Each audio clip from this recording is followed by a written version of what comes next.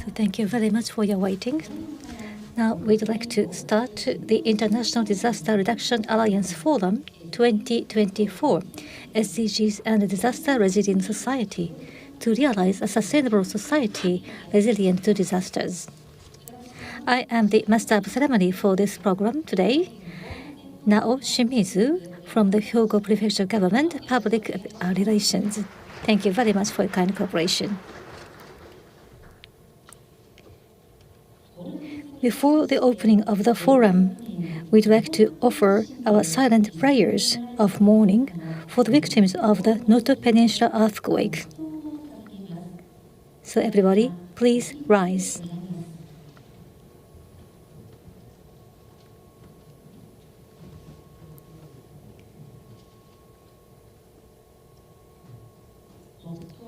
Let us pray.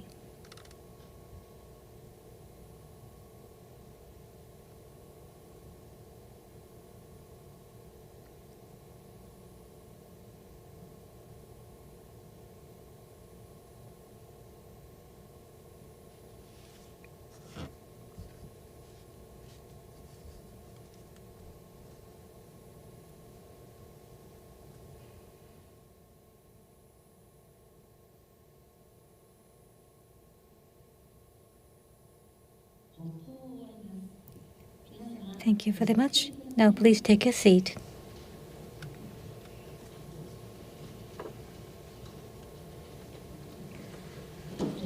Now, on behalf of the organizer today, we'd like to invite Mr. Makoto Iokibe, Chairperson, Disaster Reduction Alliance, and President of Hyogo Earthquake Memorial 21st Century Research Institute, to address to you. Now, Mr. Iokibe, microphone is yours. Hello, everyone. Thank you so much for coming today. After the silent prayer, I'm here. I cannot say congratulations, but would like to work with you this year as well. Natural disaster is hard, but international politics is another difficult theme. We want to support every aspect of that. So once again, thank you very much for joining today's International Disaster Reduction Alliance Forum 2024. Thank you so much. Continuing to last year, we're holding this on-site as well. We have on-site audience. We also have bilingual distribution of this forum for more people to enjoy. So at the very beginning of the new year, it was very tough. I'm also related to Japanese government, so we made a greeting to the emperors, followed by other imperial families. And on behalf of everyone, I had to make a greeting and give a speech. The emperors are now 90 years old or above. Sorry, what I mean is the emperors who have already retired. In the world, Elizabeth is 95 years old, but in Japan, they are more than 90 years old. I want to understand how they support each other, even after getting old. I really love to see this former empress, and I hope that it will continue forever. That's what I said in the speech. I got to the Shinkansen ballet train. I came back to my hometown,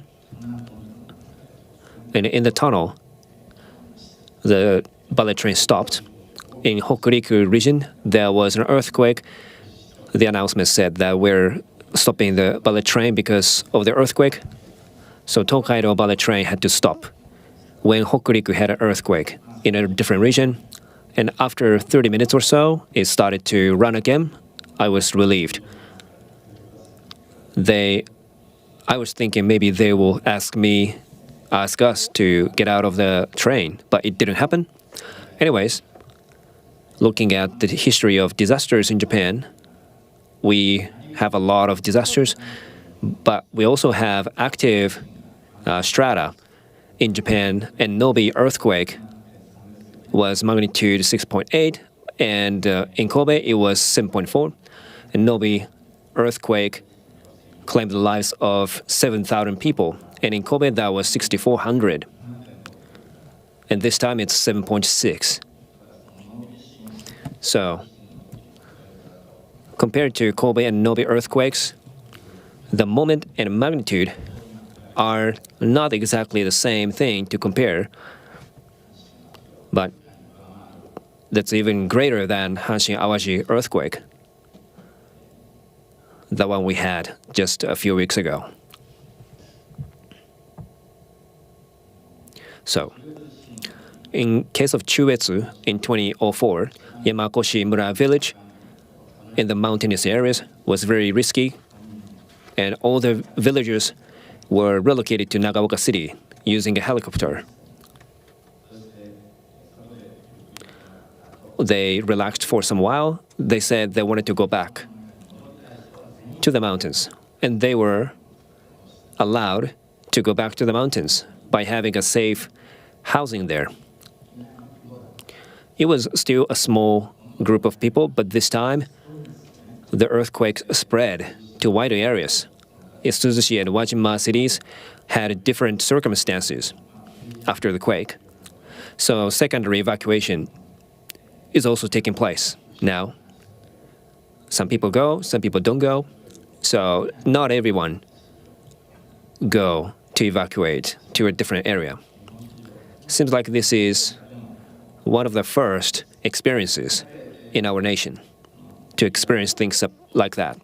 So we're here at the DRA Forum, Disaster Reduction Alliance, or DRA, aims to mitigate the disasters through alliance. This is a byproduct of Hanshin Awaji earthquake of 1995. This is Port Island here. This is also one of the results of Kobe City's working. And HAT Kobe was created as a new hub for Kobe City. Intelligent International Hub was once established. So why? Well, as you know very well, the government of Hyogo at that time and people around them aimed not only to recover, but also to provide something meaningful for future generations. That was a creative reconstruction and recovery after the earthquake. The governor, Mr. Kaihara, wanted to create the 21st century civilization. Although we were at the hell of disasters, it's not the ultimate goal to just get back. We have to build back better. They're going to create the future of 21st century. We need to coexist with multicultural environment while ensuring safety and security. Well, that's his vision of creating the 21st century. So Mr. Kaihara and Hyogo Prefecture's vision were explained, and Shimokobe, another person who is from Kobe City, who became the chairperson of recovery from the earthquakes. He wanted to create an international hub for intelligence. Washington, D.C. Mall gave him a hint.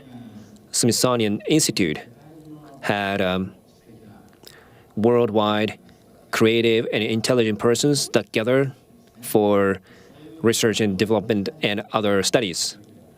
Maybe we should have the same in Kobe City. That's the proposal from Mr. Shimo. And Mr. Kaihara, the governor, talked about the 21st century civilization. They are all combined to be DRA. Of course, DRI and Heart for Care Center in Hyogo Prefecture and other related organizations were established.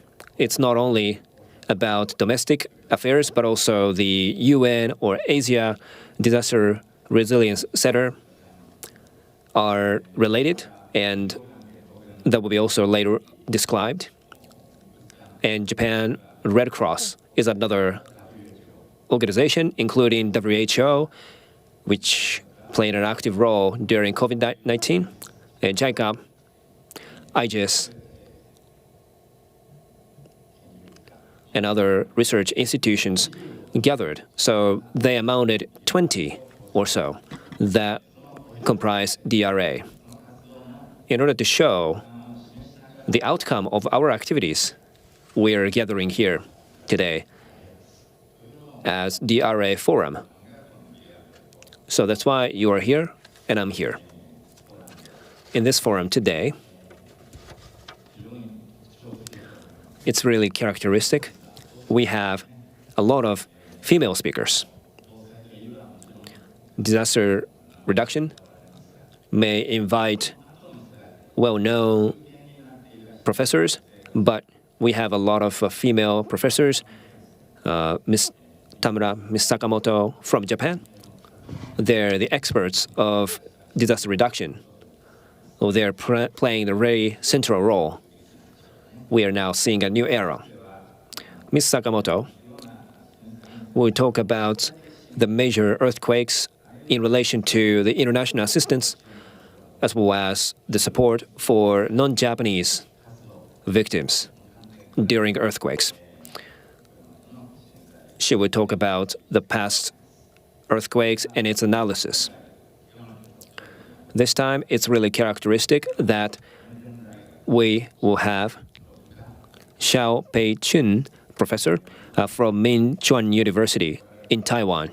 I don't know if you know, but she studied under Morozaki professor in Kobe University, studied about disaster reduction before coming back to Taiwan.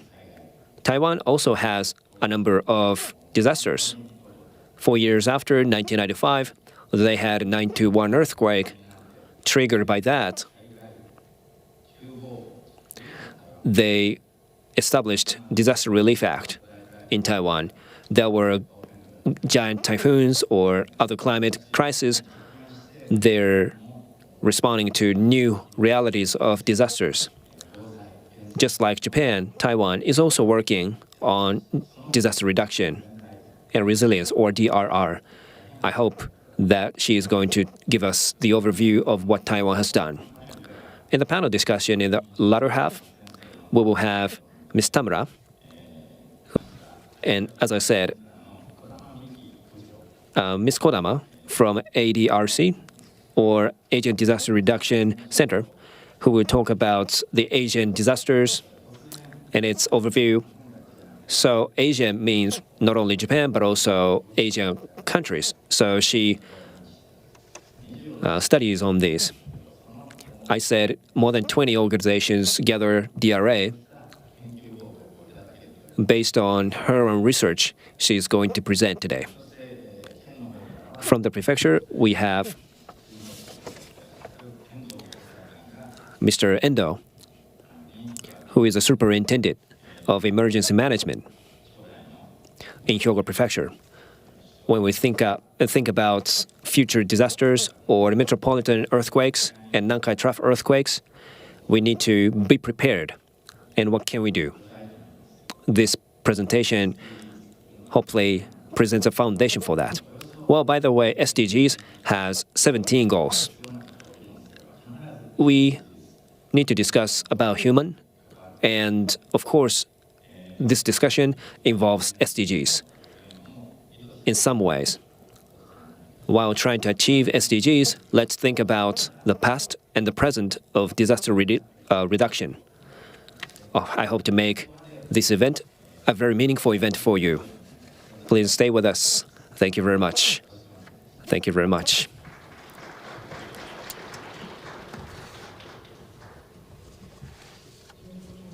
Thank you very much, Mr. Yokibe. Now, on behalf of the Hyogo Prefecture, we'd like to invite Vice Governor of Hyogo Prefecture, Mr. Yohei Hattori.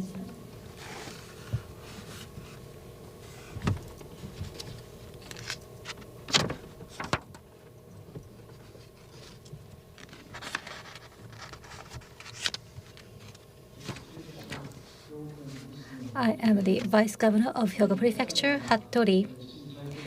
Mr. Saito, the governor, has to come here to address to you, but due to his other public duty, he cannot make himself available. And I have his message with me, so let me read that message to you.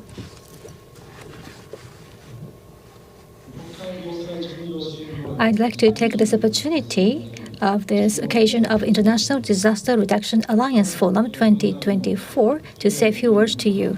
First of all, I'd like to offer my deepest condolences to those who lost their lives in the Noto Peninsula earthquake, and my deepest sympathies go to those who were affected by the disaster. We wish for the reconstruction and recovery of the place. Immediately after the earthquake, Hyogo Prefecture has been providing human and material support to the affected areas. And we are also grateful to the various professional organizations based in Hatto, Kobe, that are working to provide various types of support by utilizing their respective expertise. The situation in the disaster-affected area is still very severe, and long-term support is needed in accordance with the stages of recovery and reconstruction. We will continue to work together as an all-Hyogo organization, and we ask for your kind and continued support. And the other day, January 17th, marked the 29th anniversary of the Great Hanshin-Amaji earthquake. It is said that memories of disasters fade away after 30 years, so it is important to pass on experiences and lessons learned to the next generation. And Hyogo Prefecture has been working on a creative restoration born in the process of recovery from the Great Hanshin-Amaji earthquake, and the counterpart approach that was introduced for the first time in Japan as the Union of Kansai government after the Great East Japan earthquake. And Hyogo Prefecture has accumulated a great deal of knowledge as an advanced prefecture in disaster prevention. And Hyogo Prefecture is also providing support to the city of Suzu in Ishikawa Prefecture by acting as a counterpart to the city. Last year, Hyogo Prefecture signed a memorandum of understanding on reconstruction assistance with 2 Ukrainian cities and states based on the principle of creative reconstruction, and has been providing support for reconstruction, including rehabilitation using prosthetic devices and mental health care, using Hyogo's knowledge and expertise. The next year will mark the 30th anniversary of the earthquake. We will look back on the progress of the recovery efforts to date and will continue to make constant efforts to realize a disaster-resistant and disaster-mitigating society. And we will continue to make the most of our efforts to support restoration and recovery efforts in Japan and overseas. Today's forum, under the theme of SDGs and Disaster Reduction Society, will focus on the realization of sustainable society in the face of the major disaster. The forum will discuss how to realize a sustainable society. We look forward to a lively exchange of opinions, and I hope that this forum will be a great success and will help to expand the circle of partnership among people involved in disaster prevention. I'd like to conclude my remarks by wishing the success of this forum and continued success and great health of all participants here today. January 13th, 2024, Governor Saito. Thank you very much for your attention.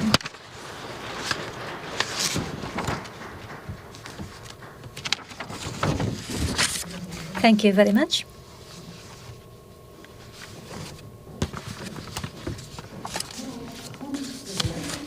Originally, we were planning to have an address by Mr. Takeo Murakami, the Director, International Cooperation Division of the Cabinet Office, but in order to deal with the situation caused by the Noto Peninsula earthquake, he cannot make himself available today.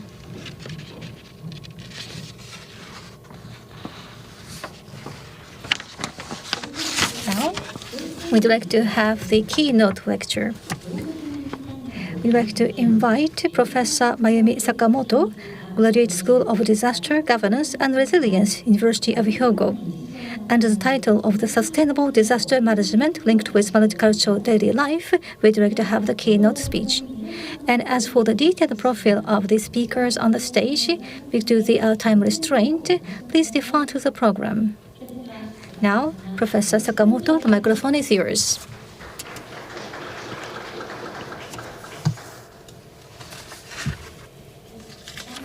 Yes, thank you for the introduction. I'm from University of Hyogo Graduate School. My name is Mayumi Sakamoto. And today, I would like to talk about sustainable disaster management linked with multicultural daily life. In our city, we have people from different countries, and we try to live with each other. How do we make it a sustainable disaster management life? Let's think about that. On the January 1st, Noto Peninsula earthquake happened, and the damage is huge. 232 people were killed, and around 16,000 people are still evacuating in shelters. It happened on the first day of the new year. And Ishikawa Prefecture is one of the most well-known sightseeing spots. From around the world, there's a lot of people going to Ishikawa, and many people were going back to Ishikawa Prefecture for New Year's holidays. And those people had to evacuate themselves due to the earthquake. This was not new, and the problem to this, not a new problem, has to be sought for. And disasters are everywhere, and Xinjiang Uyghur had a major earthquake just this morning. In this region, external support is very difficult to be obtained. Similar situation can be seen in the Turkey earthquake last year. That was on the 6th of February. That started with the epicenter of Kahramanmaraş, with the southeast part of Turkey. This bordered with Syria. From 2010, Syria is in civil war.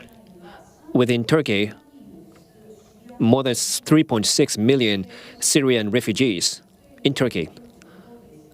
And most of them is around southeast. Out of the victims, more than 50,000 people from Turkey were victimized, and 6,600 out of them, out of 50,000, were Syrians. In Syria, 4,500 people or more have been victimized. Syria, bordering Turkey, has an intensified civil war especially. They have different forces against the central government. They have a lot of refugee camps, but the accessibility to the camps had to go through the Turkey's humanitarian aid routes. But due to the earthquake, this route was affected, and Syria did not get the full support. How do we really support Syrian people amid this situation? And how do we support the Syrian refugees in Turkey? That was a difficult question in this earthquake. In 1999, they also experienced another earthquake. Based on their experience, we also know that they need to be resilient against earthquakes. Regarding Turkey, rapid support was given, but the situation about Syria took a lot of time to grasp and understand in detail. However, this kind of issue is not confined to Turkey. In Japan, in 1999, Hanshin Awaji earthquakes occurred. 6,434 people were victimized, and 174 out of them were non-Japanese. When the earthquake occurred, foreigners in Hyogo prefectures were more than 97,000 people. Himeji in Hyogo used to accept Indochina Vietnamese refugees. So there were a lot of refugees from Vietnam. But at that time, information was not efficiently and effectively provided to such non-Japanese refugees, because it was the responsibility of each nation to protect people of living in different countries. But refugees are not included in that protection. When they cannot get the protection of their home country's government, they tend to get isolated. That is the issue that I will detail later. So, as we speak, globally, in different regions, there are people from different countries. It's a really multicultural daily life that we spend. Looking at SDG goal and the vision, it says, leaving no one behind. How do we realize all of these? How can we include Japanese and non-Japanese to leave no one behind? What is the challenge of supporting non-Japanese evacuees when major earthquake happens? It has a long history, and this is deeply related to Kobe City as well. This issue was first identified in 1923 when the Great Kanto earthquake occurred. From Tokyo, Kanagawa, Chiba, metropolitan areas were hugely damaged.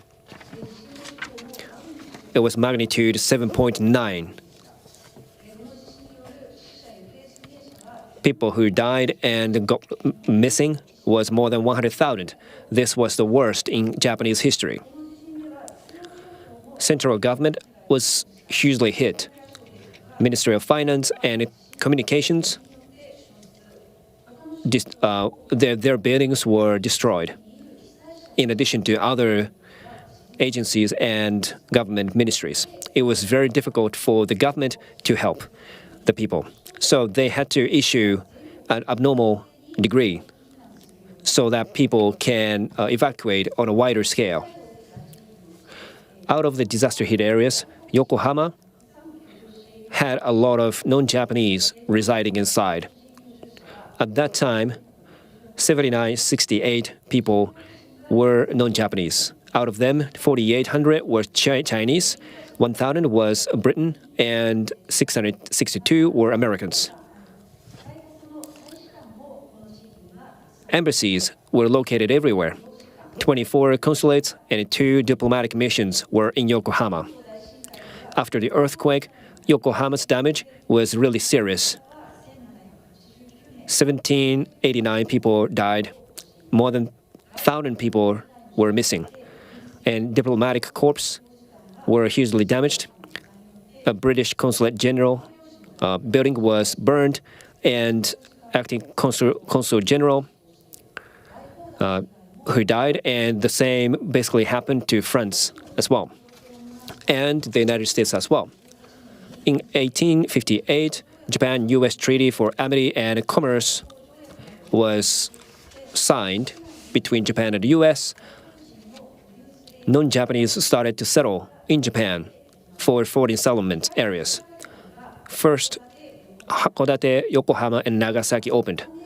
Kobe was the 5th foreign settlement. From 1868, foreigners started to live in Kobe City. But Yokohama was the first. So diplomatic corps majorly were stationed in Yokohama. When we look at Kobe, it grew to this day, in a sense, due to Kanto Great Earthquake. When it happened, Kanagawa had the most number of non-Japanese, followed by Hyogo, Kobe, Tokyo, and Osaka. However, after this earthquake, Yokohama got a huge damage. Those non-Japanese in Yokohama started to evacuate to Kobe City. Foreign settlement in Kobe started to support those in Yokohama through different initiatives. And at that time, a wide area evacuation started nationwide. As I said before, in metropolitan areas, evacuation support was not easy. So on the 3rd of September, Japanese government requested people to return to their homeland. The Ministry of Railway tried to save not only the victims, but also people involved in supporting the earthquake damages by making it free to move around by trains and ships. A lot of people moved and evacuated, and first aid stations were located everywhere. regarding the foreign settlement in Kobe, got the news of the earthquake and were one of the quickest to support the disaster-stricken areas. On the morning of the 2nd of September, the diplomatic missions and corps discussed how to support Yokohama. On the 3rd and 3 p.m., they were at Kobe Regatta Athletic Club now. That was the gymnasium and theater at the time. They had a meeting to support a non-Japanese community. They started to support non-Japanese with an anonymous decision. U.S.-registered ship West Orowa was a ship that loaded water and other emergency supplies that left for Yokohama. After it reached Yokohama, the Yokohama's victims were loaded. They got on the ship and came back to Kobe City. By the 4th of September, the evacuees started to arrive in Kobe City, and for 5 days since then, 15,000 people came to Kobe.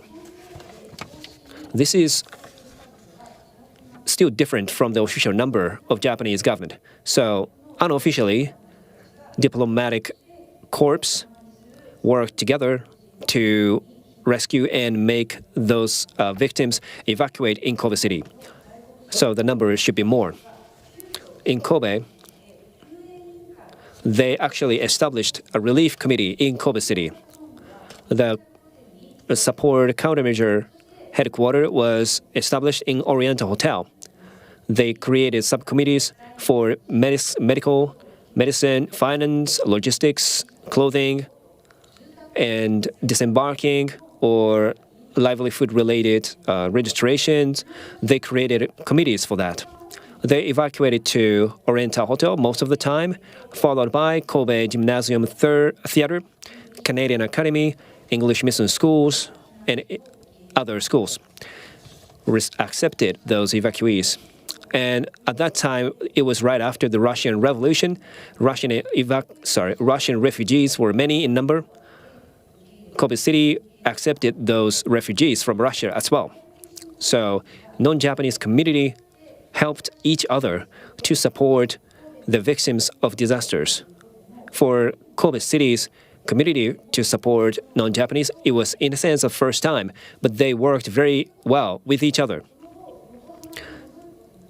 They did not go back actually because they received support in Kobe, and Kobe became #1 foreign settlement in Japan, thanks to those people who did not decide to go back to Yokohama. And trade, import and export also was activated in Kobe, and Kobe port became one of the best in the world. After the Kanto Great Earthquake, people in Yokohama were accepted in Kobe City. We also supported supplies to Yokohama. In 1995, when the earthquake happened, the Yokohama City was the first to come to Kobe City to help. People from Yokohama who came to Kobe said, "We were helped by you, Kobe City, so I'm here to give back." So history has shown that people help each other. In this Kanto Great Earthquake, the world has given us a lot of support. From about 30 countries around the world, about 10 billion yen was donated to Japan and Kobe City, providing medical support and supplies. It's really impressive that, globally speaking, international cooperation for humanitarian relief was the first case in this earthquake 100 years ago. League of Nations, which is a precedent of United Nations, included Japan as a permanent member. So the Kanto earthquake happened at the 4th League of Nations General Assembly held in Geneva. And at that Geneva meeting, they discussed and deliberated on the support to Japan after the earthquake. It was one of the biggest topics in the agenda. But at that time, League of Nations has never supported after a disaster happened in a country. They have never made a formal decision before. So at the League of Nations, they were trying to recover from the World War I at that time. So the victims in the war were the main objective for support, not for the disasters. However, League of Nations decided to support Japan, and Japan was the permanent member at that time. They had a bigger cost-sharing ratio than other countries, and Japanese academic institutions were hugely hit. But universities could be reconstructed, but books should never be lost, because otherwise research cannot be conducted. So books were donated from all over the world to Japan. Those books are now kept in the library of Tokyo Imperial University. Japan and China had a difficult relationship at that time, but China also actively supported Japan. Considering this situation, Shibusa Eiichi also talked about the importance of humanitarian support based on the international mutual support. This is a very important thing for university students in Japan to learn and never forget. In the Hanshin Awaji earthquake, Kobe was hugely hit based on this lesson. As I said before, in Kobe, there are a lot of non-Japanese living. Tokyo, Osaka, Aichi, Kanagawa, and next to that is Kobe. We had a lot of non-Japanese living. Korean, Chinese, Indians, Vietnamese, and Filipinos were the more in number. And regarding the Vietnamese, it was the second, followed by Kanagawa. But 70 years after Kanto great earthquakes, the foreign communities in Japan had a division of people who lived so long time and for short time. In Kobe University, they have released this research articles. They talked about how to support those non-Japanese people in communities. So Koreans, Chinese, Indians have the third or fourth generations in Kobe City as well. So they live for such a long time now. They have lands, they have houses, they have strong bonds with families and relatives and friends. They are still able to respond to disasters, but if it's really short time for them, if they're new, if they're not based in Japan, what happens? For example, Vietnamese came as refugees due to the war in their countries in the 1980s. At the time of the earthquake, it was just more than 10 years since they started living, so they had jobs, but they don't have any family base or community base in Japan. In 1990s, Japanese foreigners started to live in Japan. For example, Filipinos or Perus or Brazilians started to live in Japan as primary employment, but they're not based fully in Japan. We also had to respond to these different situations. And Great Hanshin Awaji earthquake caused damage to the many foreign homes. But unfortunately, not much support system was ready for them. And among the fallen victims, some of them evacuated to the evacuation center together with the other Japanese.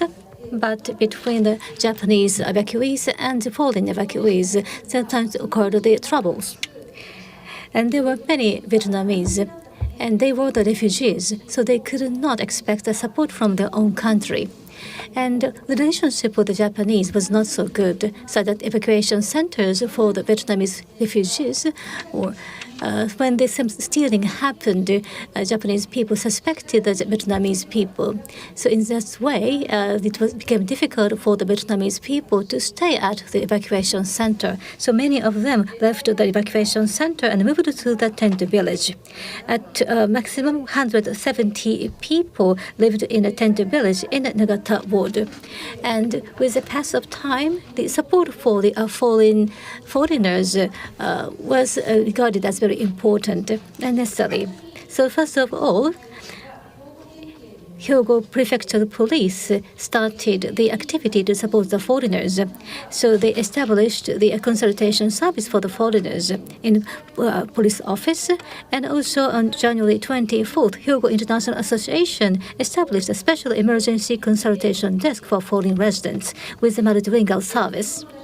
And also the local radio station started the multilingual broadcasting to deliver information to the foreign residents. And this support for the foreigners,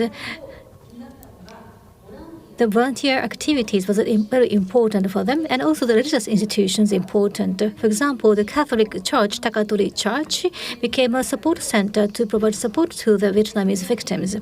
So in this way, the community where the foreigners get together, the support was provided. But the system was not well established, so this is a point we have to look back. So after the Great Hanshin Awaji earthquake, in order to enhance the support system for the foreigners in case of emergency, the initiatives were taken throughout the nation. So, for example, the national government had the basic disaster management plan, with which the disabled people, aged people, and foreigners designated as the disaster vulnerable people, so that it is clearly stated they need special attention in case of an emergency. And also in Hyogo Prefecture, in regional disaster management plan, these foreigners and other people are stated to have the special support. And in the case of the emergency, information has to be shared with the foreigners. And also NHK started the sound multiplex broadcasting after the Great Hanshin Awaji earthquake. And in this way, the support system for the foreigners was developed. And let's look into what the system is now. Now, about more than 30 million foreign residents are in Japan, and there are various status for them. So there are 29 status for the foreign residents in Japan, and especially the so-called technical intern trainees are working in Japan while learning. There are so many of them in Japan. And how the support is provided to these people by the national government and regional government, they are the kind of silos organization. So for the residents, the crisis management department of each local government work with the international exchange division to deal with them. And basically, the international exchange division basically provides support for the foreign residents. And about the visitors or tourists, each municipality's tourism division deal with them. So the residents and visitors have to go to the different organization to be supported. This is the point I'd like you to pay attention to. And about the evacuation facility for the foreign travelers is established. For example, in case of Noto Peninsula earthquake, Kanazawa City was damaged, and the city hall of the Kanazawa has a system to provide the support to the foreign tourists. And this is a case of the Hokkaido Eastern Iburi earthquake, with which people had difficulty in dealing with a foreign tourist. And this earthquake took place on September 6th, and that is a high time for the tourists. So there were so many tourists visiting this area. But because of the earthquake, JR operation was stopped, and also the airport was closed. So the tourists on Hokkaido did not know where to go and what to do. And after the earthquake, in all area of the Sapporo city had the power blackout, and also the people staying at hotel were asked to come to the lobby, and only after checking the safety of the room they were allowed to return to their home. But the foreign tourists in the lobby did not know what to do, and some misunderstood that they were expelled from the room or hotel and searched for the other lodgings. And to support the foreign tourists, in case of emergency, Sapporo City has a very specific measures. So in case of emergency, they have the International Exchange Plaza to establish the multilingual support center. So in collaboration with the city of Sapporo, they provide such support. And for the foreign tourists, the tourism division was in charge of it. But in in a way to provide support both for the resident and the tourist. This multilingual support center was established. So immediately after the disaster, within the Sapporo International Community Plaza, that multilingual support center was opened, but safety of that facility itself has to be checked. So they left this international plaza and have to move to the city hall to establish this support center again. And foreign tourists scattered or could be found in the Sapporo city, and they needed the support. So to accept these foreign tourists, the various facilities were opened for them. So some facilities were opened as an accommodation for the foreign tourists. So they were guided to these places. And after the earthquake, that transportation was blocked for about 3 days, and the power was not available for 3 days. So after the 3 days, the situation began to get back to normal, but it took much time and effort to bring the situation go back to normal. And in each evacuation center, they found many foreign tourists and foreign residents. And more than 10,000 people evacuated at that time, and more than 300 evacuation centers were established in the city. And many of them had accommodated the foreign residents. And not much is known about these foreign residents. And information dissemination to the foreigners during in the case of emergency is now well progressed now. So sometimes the information is given in English, but there are the foreigners who do not English. So the plain Japanese information dissemination is also done. But more action is needed to support especially the technical intern trainees. So in recent years, we have many heavy rain disasters, and many of them damaged these technical intern trainees. So when a disaster happens and their work ask them to evacuate, some of the interns reply that it's okay and do not evacuate, because resulting in a big damage. Because some of them do not have such disasters or earthquake in their home country at all. So they do not have any understanding about what the disaster is, or how to react, or where to evacuate in case of emergency. So even if the information about evacuation is given to them, they do not know what to do with that information.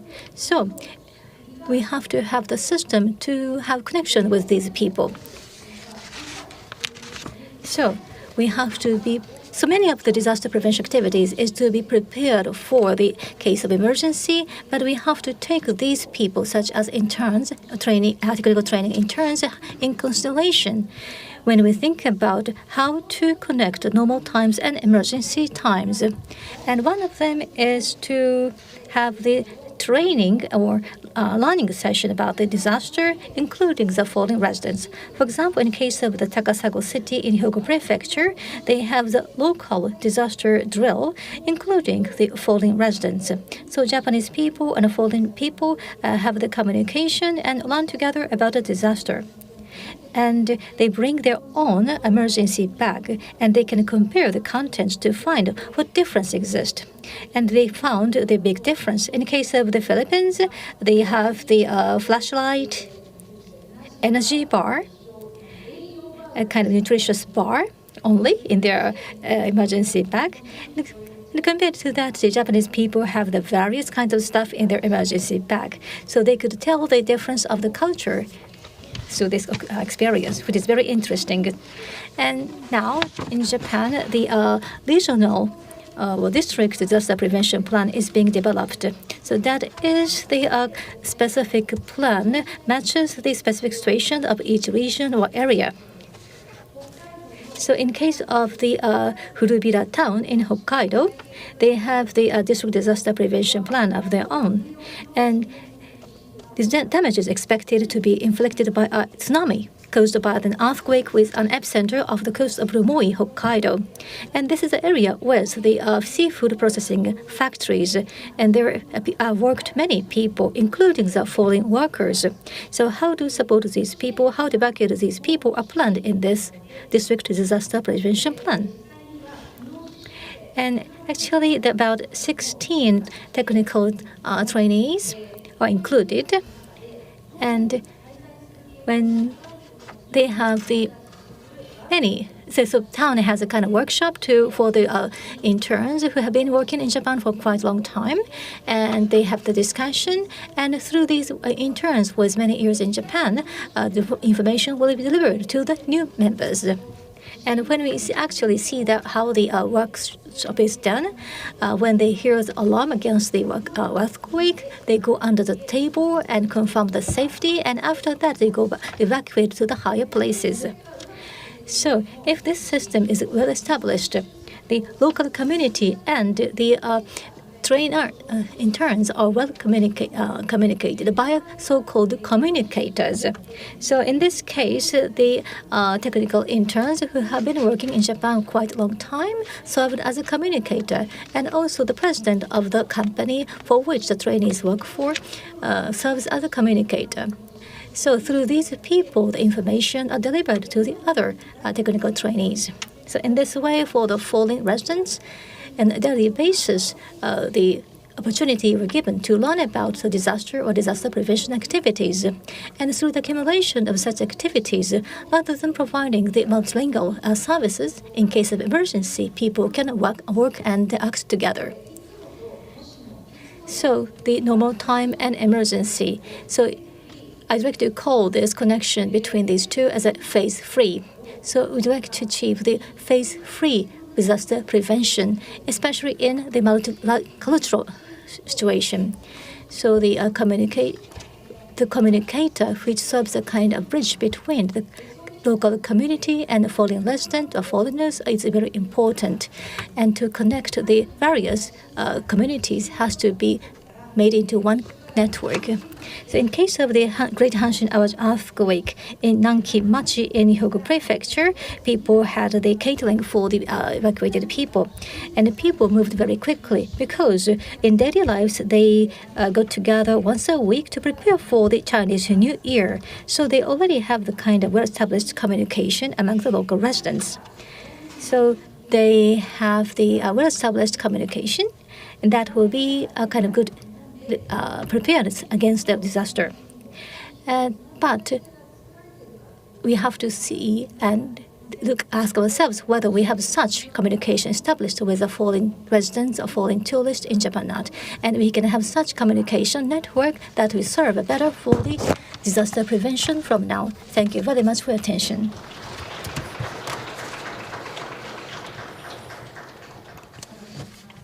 Thank you very much, Ms. Sakamoto. Now, we'd like to have a special lecture from Taiwan, Min Chuan University, Department of Urban Planning and Disaster Management, Professor Xiao Pei-Chin. She will talk about the progress of DRR systems in the 25 years since the Taiwan 921 earthquake. The floor is yours.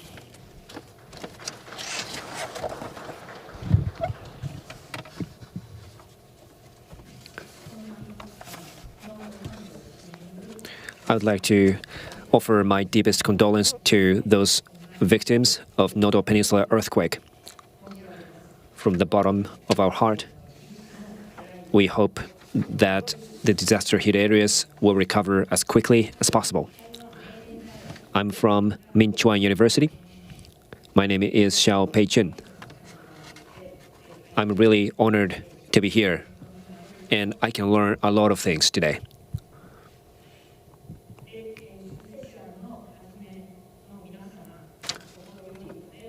Thank you so much for the organizers who offered me this opportunity today. I want to share with you this theme titled Progress of DRR Systems in the 25 years since the Taiwan 921 earthquake. If you look at this slide here, this is Taipei City 101 building. Just below here, there is an active stratum in the metropolitan area. So this also shows that there is a challenge we have to overcome. Okay, thank you. This is the overview. I will talk about the overview of the earthquake, and after the earthquake, what kind of DRR structure was made, and what are the future challenges. We'll talk about these today. If you look at this slide, you know that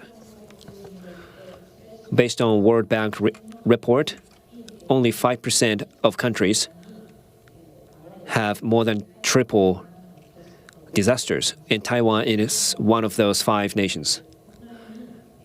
In our nation, there are 3 or more disasters. More than 70% of the people in Taiwan have experienced 3 or more natural disasters. So Taiwan has a higher potential of disasters than other nations. If you look at this, these are frequent natural disasters in Taiwan. The first one is 921 earthquake, I will describe later. Number 2 is in 2001, that's Nari typhoon. Taipei City and subway platforms were inundated with water. In 2009, that was Morocco typhoon. It was a huge flooding. Houses were collapsed. So climate change is impacting us. The 4th picture is just last year. It was a drought. Usually in the Sun Moon Lake, this is not the situation as you see in the picture, but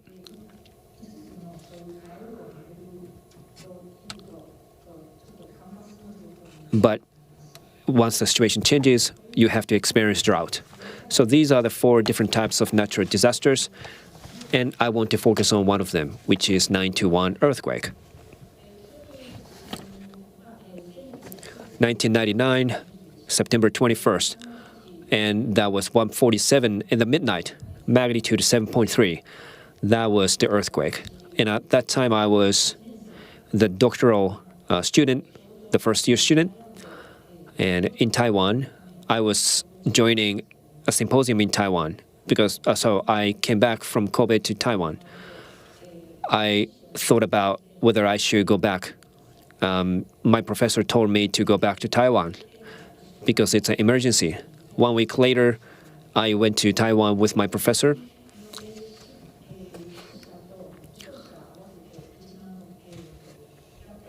The victims will be about 15,000 people, including those who died, and 85,000 houses were collapsed. Economic loss is almost 1 trillion or so. If you look at this graph, there are active stratum shown in Taiwan's map. In the middle, this is the major areas hit by the earthquake. They are the active faults. There are group houses in Taipei City that also collapsed. Some stations were also collapsed.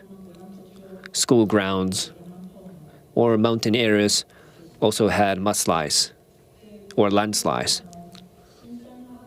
After an earthquake like this, Hyogo Prefecture, there were 1,000 temporary houses provided. During reconstruction, Kobe City Housing Bureau and many executives from Kobe City came to Taiwan for relief activities. And researchers came to Taiwan by sharing knowledge of disaster reconstruction from Japan's lessons. We learned a lot. And paper dome relocation was also discussed and executed. after this earthquake, Japan supported us a lot. So I want to express my sincere appreciation to people in Japan. That was a serious damage in Taiwan, but we learned a lot from Japan. Even in Taiwan, emergency response and reconstruction needs to be structured. I became really serious about this. So this earthquake in Taiwan meant that it was a trigger for creating a structure for disaster relief. Next, I want to talk about the beginning of disaster relief and reduction structure. Before the earthquake, disaster relief means it was a government-led monetary support. They just give you the money for condolences. It was the case for 50 years or so. There was a Northridge earthquake in 1984. In the same year, China Airlines in Nagoya Airport had an accident.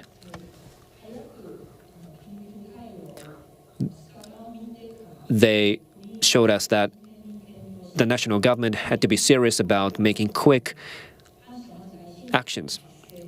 And in 1995, Hanshin Awashi earthquake happened, and in March, the government established the Ministry of Firefighting. They are actually the disaster reduction department of the Taiwan government. They created a bill, but national government responsibility was the main responsibility, and municipalities do not have much capability to respond after disasters. In 1997, National Disaster Relief or Technology Center also was established, and research should also be deeply involved in disaster relief. That was the idea established. Taiwan University, Chin University, and others said that disaster reduction requires inviting Japanese researchers so that Taiwan can learn from Japan.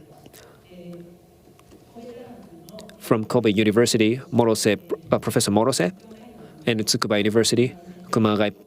Kumagai, and Tokyo Metropolitan University's professor got together, and they came to Taiwan.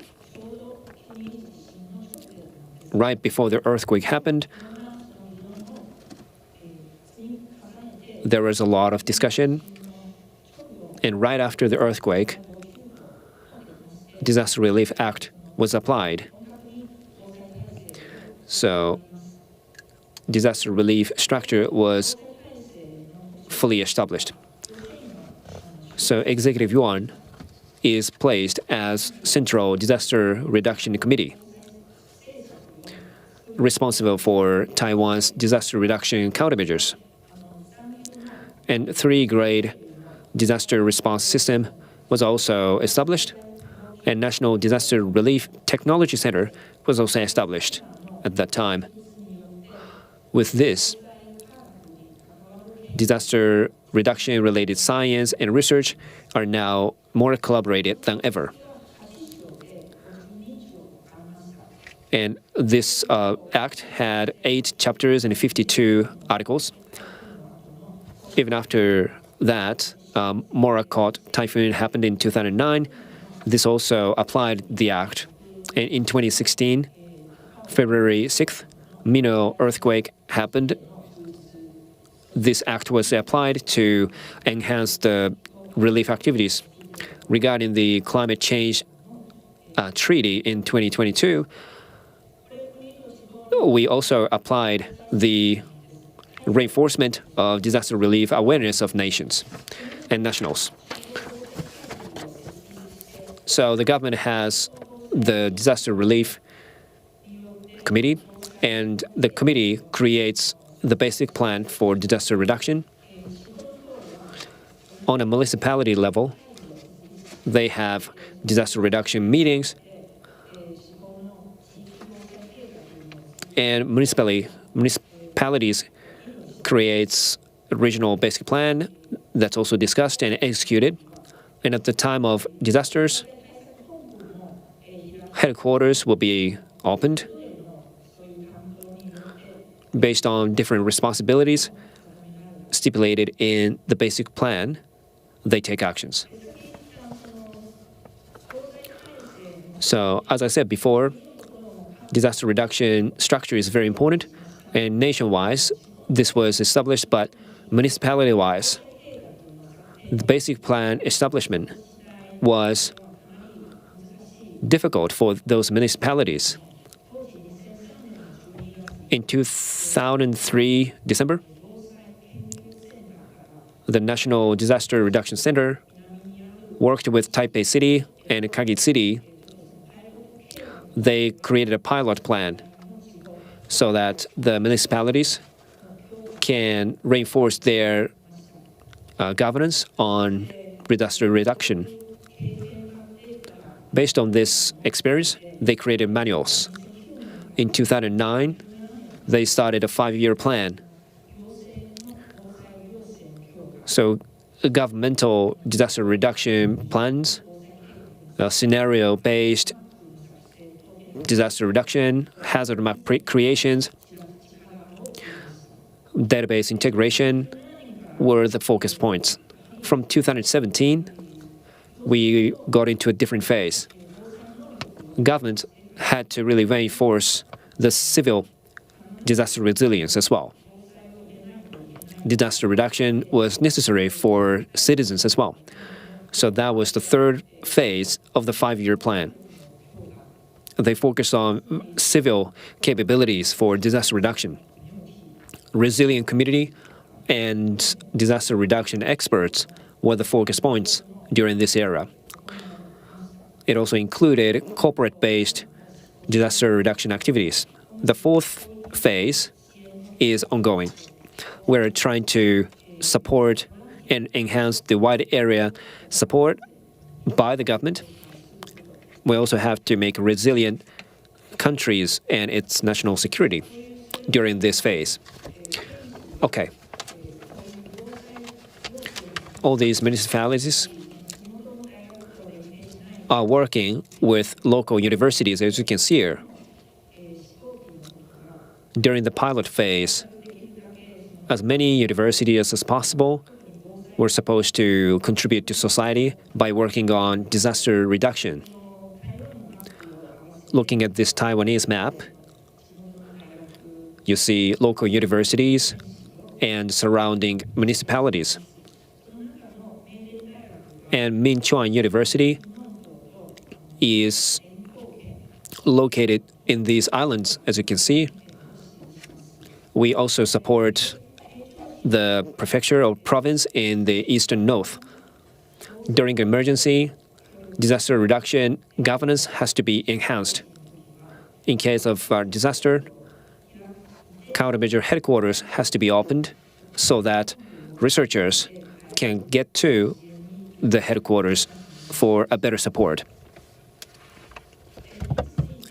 So continuously, civil-based disaster reduction capability is connected to town building or city building based on disaster reduction.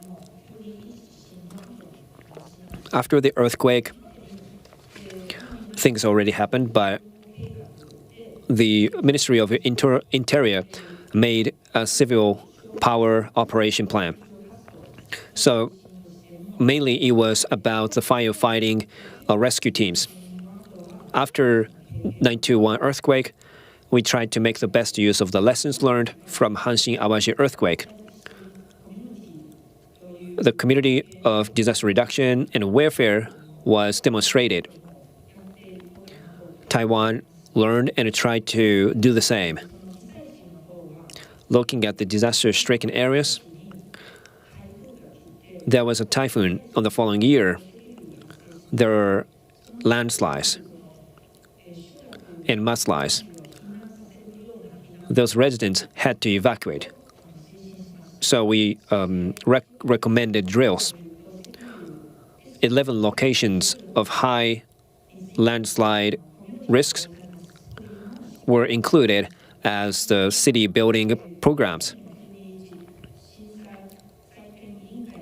So Reconstruction Committee got a budget so that Taiwan University's Chin professors team could go to the disaster-stricken areas and work on a pilot project for making a disaster reduction-based cities. That resulted in creating a manual. From 2006, areas not hit by disasters started to implement pilot plans. Tainan, cities, and communities there were the targets, and university, including Chuanjun Christian University, was included in the 3-year plan. Of course, after the Morakot typhoon, houses were collapsed, and we also needed to build a city that's resilient against flooding. We needed to build cities that's strong against flooding, landslides.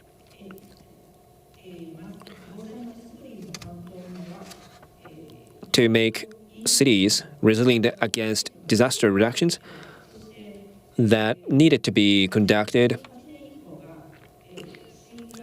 by making the best use of Morakot typhoon. So, in more recent years, Resilience Committee was a focus, and this continues to this day. Morakot typhoon's lesson has to be learned and reflected. As I said before, these are the maps with landslide risks. We created evacuation maps like this. Areas in yellow and red are both having higher risk for landslides. In case of yellow, that's a recommendation to evacuate. In red areas, that's the order to evacuate. So, out of those, lines in purple or pink are the evacuation route, and evacuation sites are also indicated in the map. If you see this,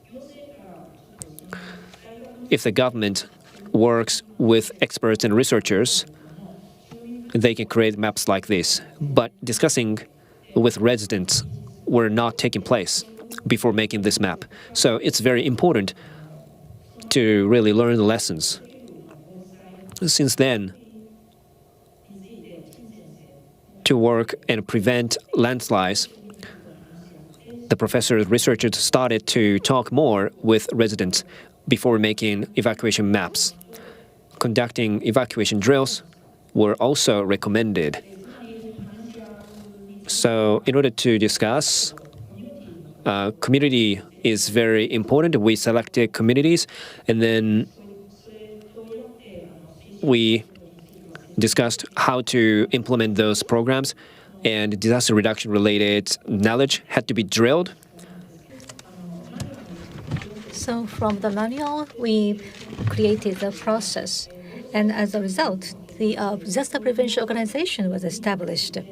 And based on such organization, evacuation drills was also conducted.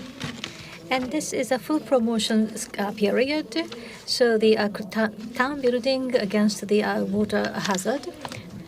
So in case of disaster, this will be realigned into the water disaster prevention organization. And also the disaster prevention map was established, and also it was also delivered what is necessary in the evacuation bag, and so it can be used for the actual evacuation. And the disaster prevention organization role is now being checked. So Based on such result, the district or regional disaster prevention plan was established. And establishing that regional plan, based on the experience or lesson of the community, what can be mitigated, to what extent, and how to protect those vulnerable to disasters was taken into consideration to come up with a specific disaster prevention measures or evacuation measures. So,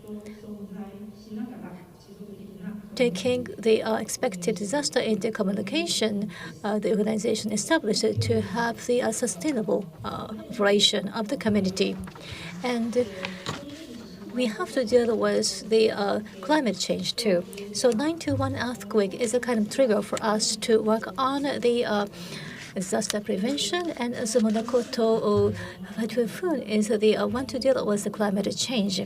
So from the national government, the measures against the climate change was asked to be established, and also the National Disaster Prevention Committee asked for the establishment of the resilient society and community, and National Science and Technology Committee asking for the strong Taiwan, the national project.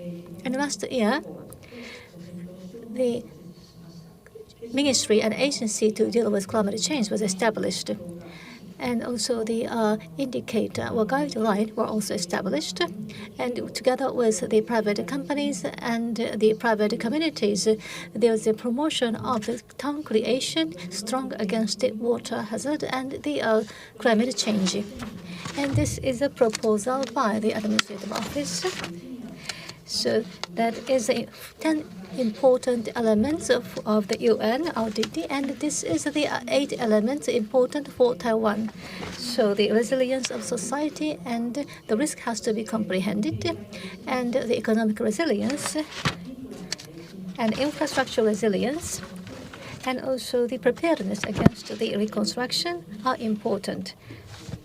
And these are 8 elements. And this is about the national project, and in major 3 areas.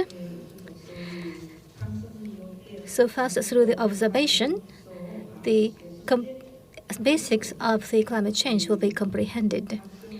And action plan, according to action plan, the materials, knowledge, and the technologies will be provided. In the third area, the connection with society or continuous connection with society will be provided to continue to provide the information. And that the third part is related to this local government.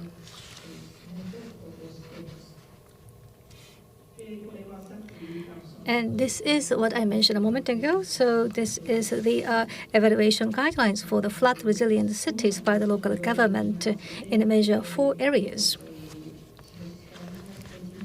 So the resilience of local government is evaluated to come up with improvement measures. And in regional level, they have establishing the regional level disaster prevention plan. And one example is the promoting of the flood resilient community. So this is a bit different from the conventional way of resilient community. So these 7 stages are placed importance. So in a normal time, these residents will be well prepared against a disaster.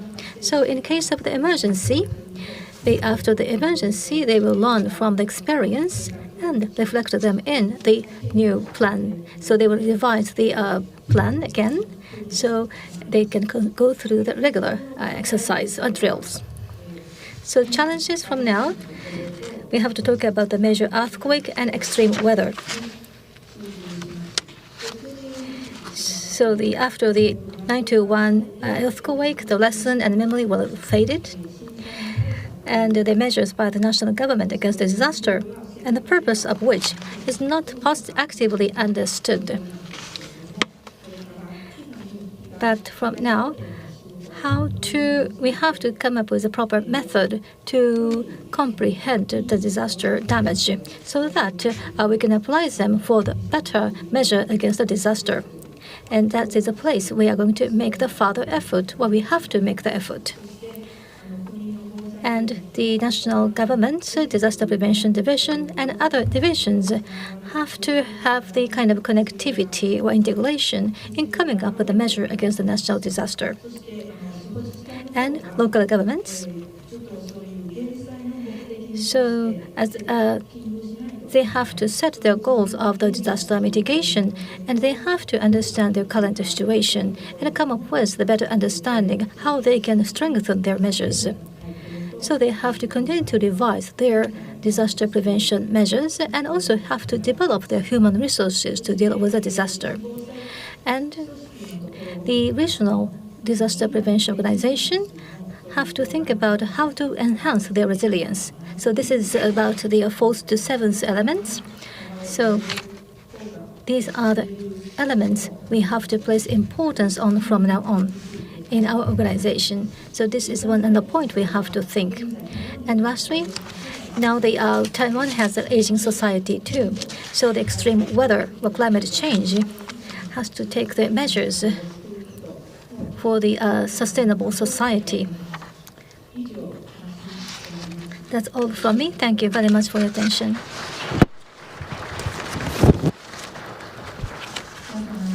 So Professor Shao, thank you very much for your special lecture.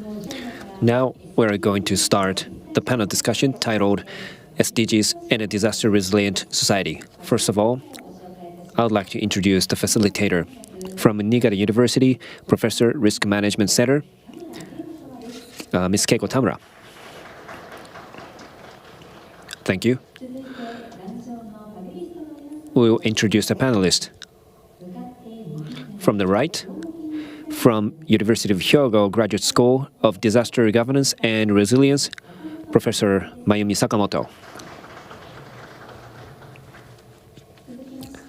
Next, from Minchuan University, Department of Urban Planning and Disaster Management, Professor Xiao Pei-chun. Next, from Asian Disaster Reduction Center Director, Research Department, Miki Konama. Superintendent of Emergency Management and CEO, Mr. Endo Eiji.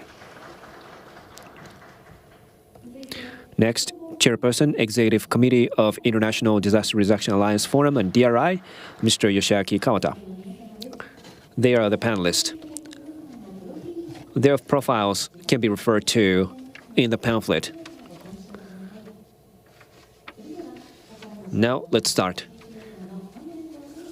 Ms. Tamura is going to facilitate. Hello, everyone. I know you have been listening to us. Thank you. It's very interesting, I guess.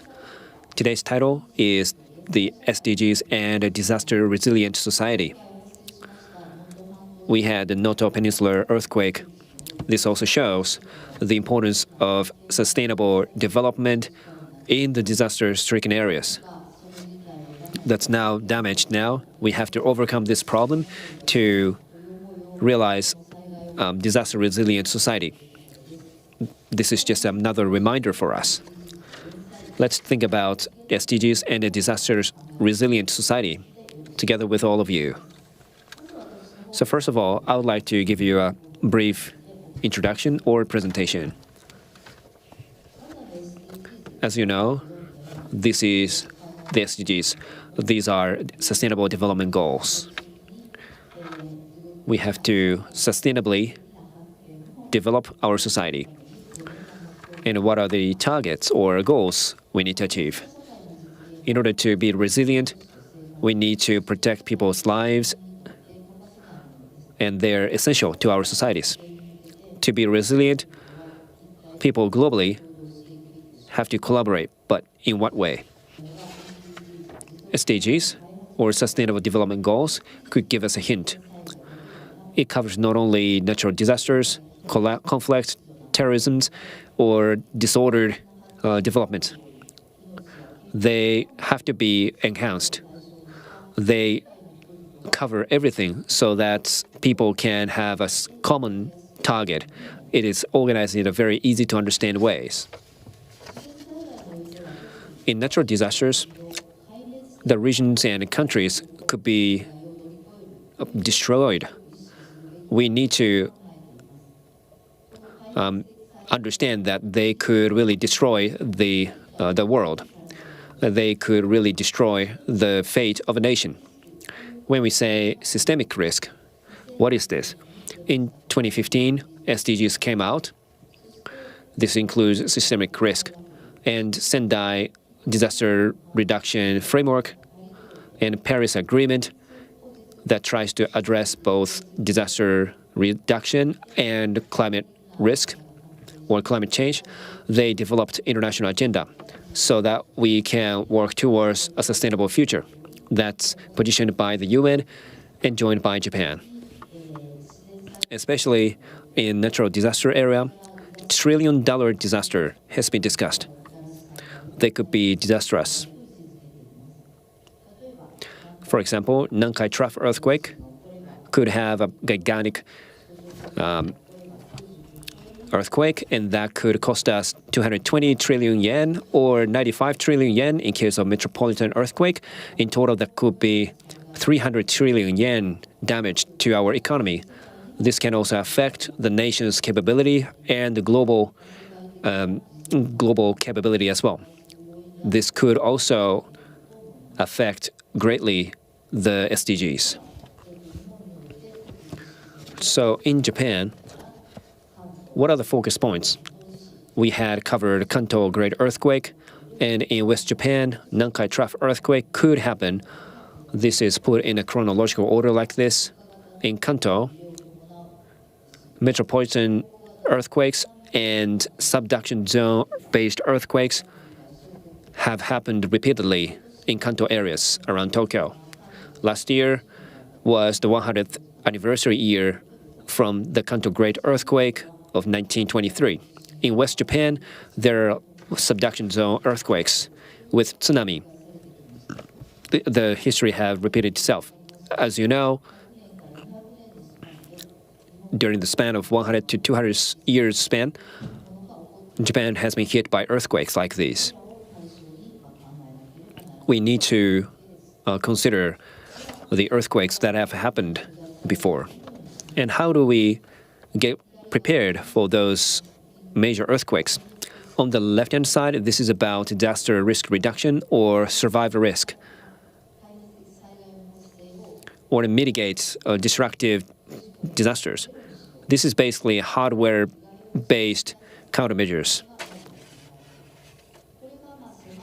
This is a mitigation plan.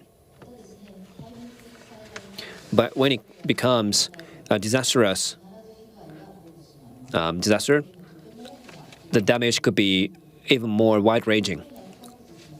This is very uncertain. So on the right-hand side, we say that we have to live with those uncertainties. Software-based countermeasures is important. And on the other hand, we have to manage the risk of disasters. How do we live in Japan? How do we live in the world where there is a risk of disasters? We need to think about it in more comprehensible manner. As Mr. Shao mentioned before, it needs to be a Build Back Better scheme. And how do we realize all of that? We need to comprehensively cover all that to really achieve the disaster-resilient society. This is the English version, by the way. So from these two aspects, where do we need to go to? We recently talked more about definition of resilience or resilient society. It's defined as the ability of a system, community, or society exposed to hazards to resist, absorb, accommodate, adapt to, transform, and recover from the effects of a hazard in a timely and efficient manner, including through the preservation and restoration of its essential basic structures and functions through risk management. That's the definition here, defined by the UN. So if we try to resist or absorb, accommodate in others, what does it really mean? You can see the diagram here. Resilience have 3 types. On the left is to go back to the original state. This is for small-scale disasters. This is about recovery. You can go back and recover quickly. But in case of major earthquakes, you go to the middle graph. You go down, but you go back after all to the original state. But when it's a disastrous or catastrophic disaster, getting back to the original state is almost impossible, I think. What we need to have is a transformative adaptation or a capacity. That's what I think we need to do. So disasters are bad, but it's in a sense an opportunity to build back better. Do we fail or succeed in disaster management and transform the risk into an opportunity? So we need to aim for the transformative capacity on the right. This is coming from the Science Council of Japan as their proposal. So if we can go back to SDGs, how do we collaborate with each other?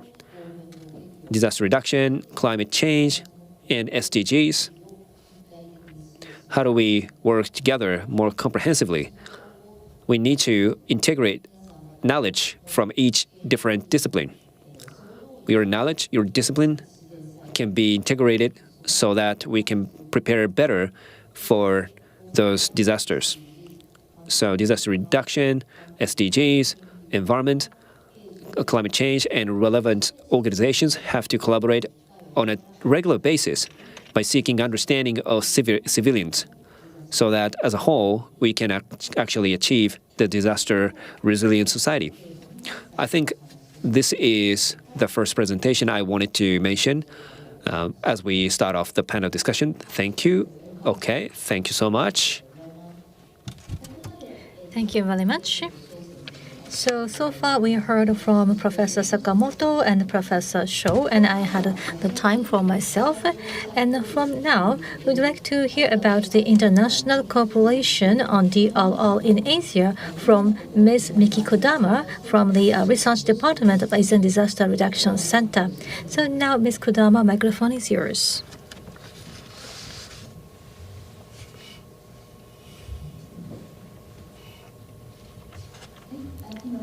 Thank you very much for your introduction. I am Kodama from the Asia Disaster Reduction Center, EADRC, and as was introduced, I would like to talk about under the theme of the international cooperation on DRR in Asia. So first of all, I'd like to express my condolence and sympathy to the victims of the Noto Peninsula earthquake. And as so we ADRC have received many inquiries about this earthquake, and at the beginning there was not much information available in English. So we translated the information into English and disseminated the information in English. In this way, from the international entities, we received many inquiries, and we found that many people and organizations around the world trying to provide the support. So let us start. So first of all, let me show you this slide. This is about the damage caused by the cyclone, which occurred in East Pakistan in 1970 or current Bangladesh. The cyclone moved along the coastal area and caused great damage, killing more than 300,000 people and damaged many facilities and buildings. Due to the delay of the disaster relief activities by the national government, the Bangladesh Liberation War took place. So this raised the level of understanding about the importance of the disaster management.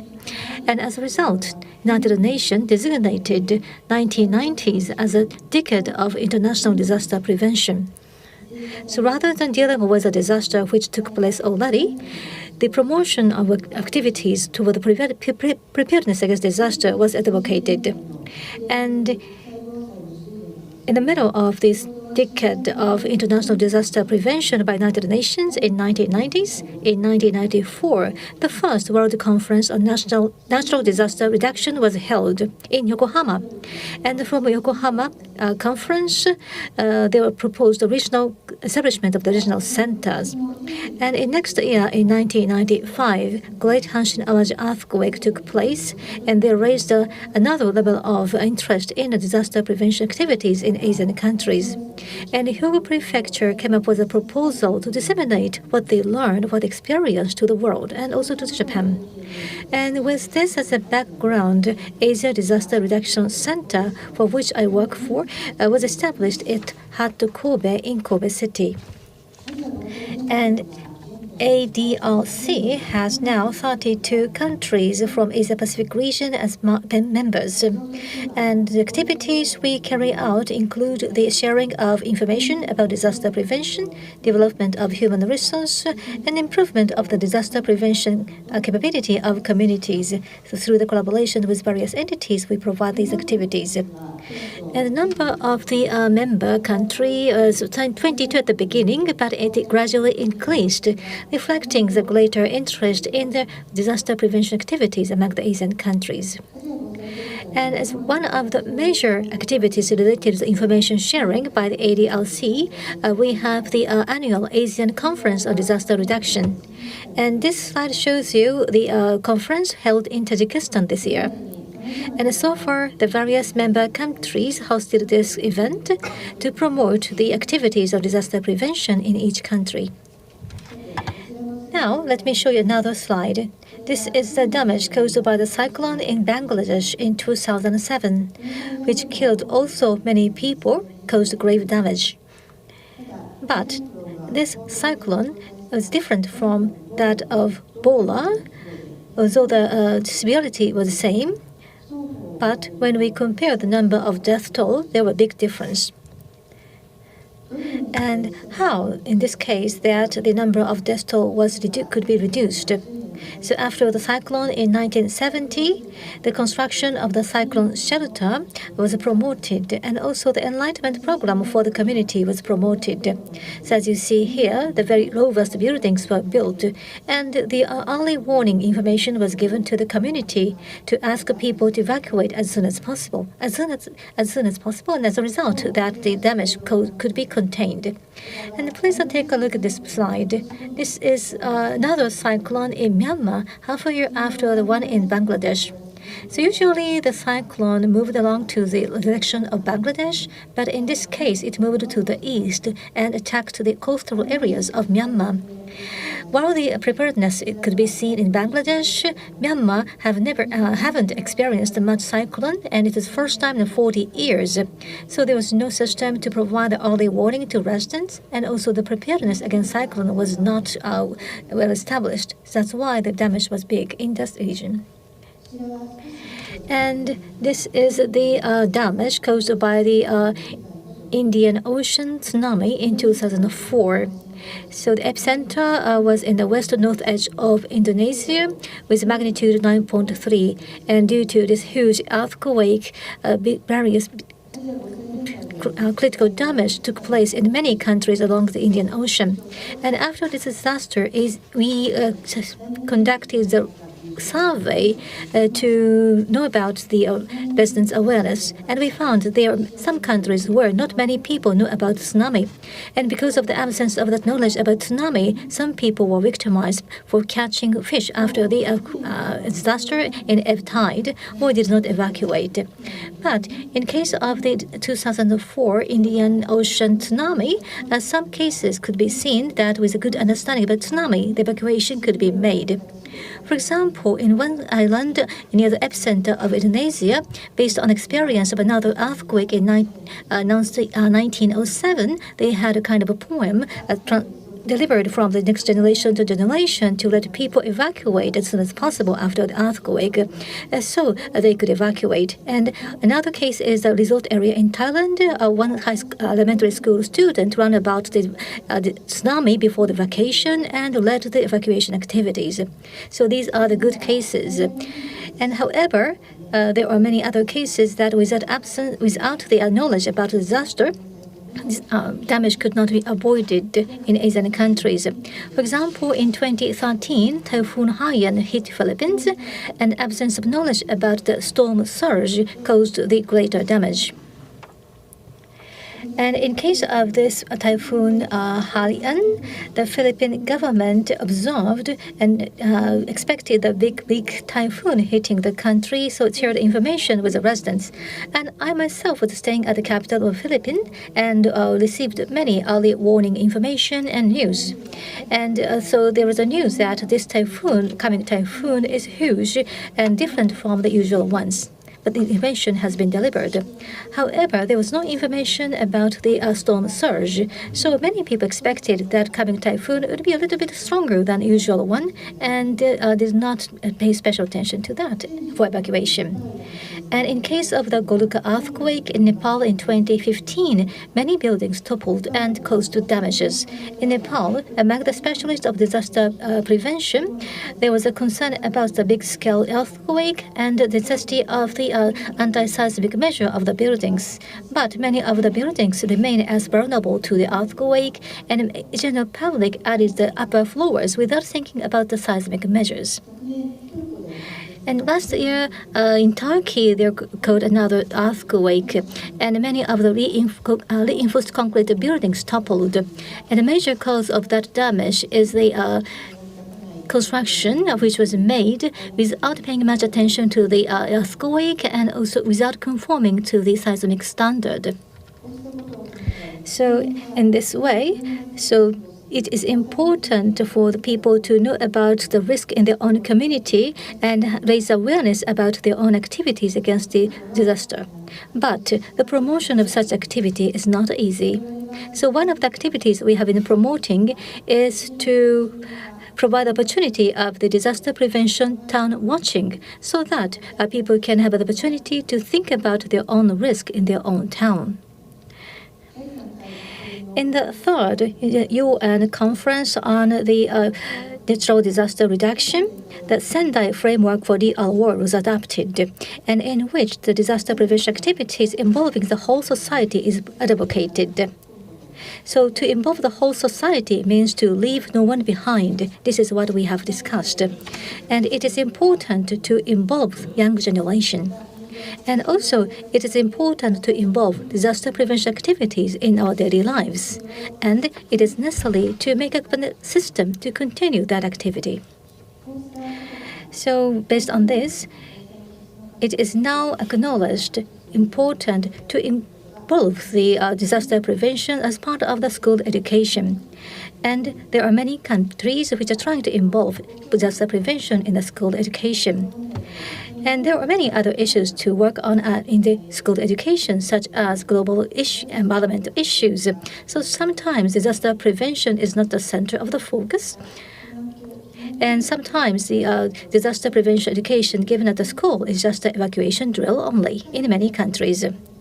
So how to develop the human being in a way that it can act properly in case of emergency has to be studied as a part of the education. So at the ADRC, with a grant by the Hyogo Prefecture government, conducted a survey to comprehend the actual situation of the disaster prevention education in Turkey and what kind of needs exist there. So by collaborating with the affected areas, we would like to come up with a proposal about how to promote disaster prevention education at schools. So with these in mind, we are going to promote the disaster prevention activities in various Asian countries. That's all from me about the international cooperation on DRR in Asia. Thank you very much, Ms. Kodama. Even in Asia, many things are happening. And due to that, awareness raising is also taking place in many places. Thank you. So from paneler, we want to have another person speak. From Hyogo Prefecture, Superintendent of Emergency Management, Mr. Endo is going to talk about the disaster reduction. Yes. During these earthquakes, I would like to offer my deepest condolence to those victimized. So from the Hanshin Awaji earthquake, it's been 29 years now.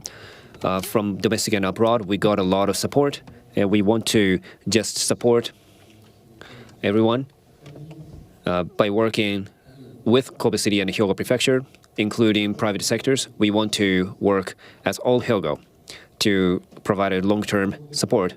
We also want to ensure the creative recovery and reconstruction, as mentioned already. So today, we want to talk about this structure of disaster reduction. So in Hyogo Prefecture, there was an earthquake in northern part, and its tsunami warning was actually 40 centimeters, which was already earlier expected to be 3 meters high. We collected information beforehand and asked people to evacuate if necessary. Only 2 people got injured as a result, but Ishikawa Prefecture was more severely hit.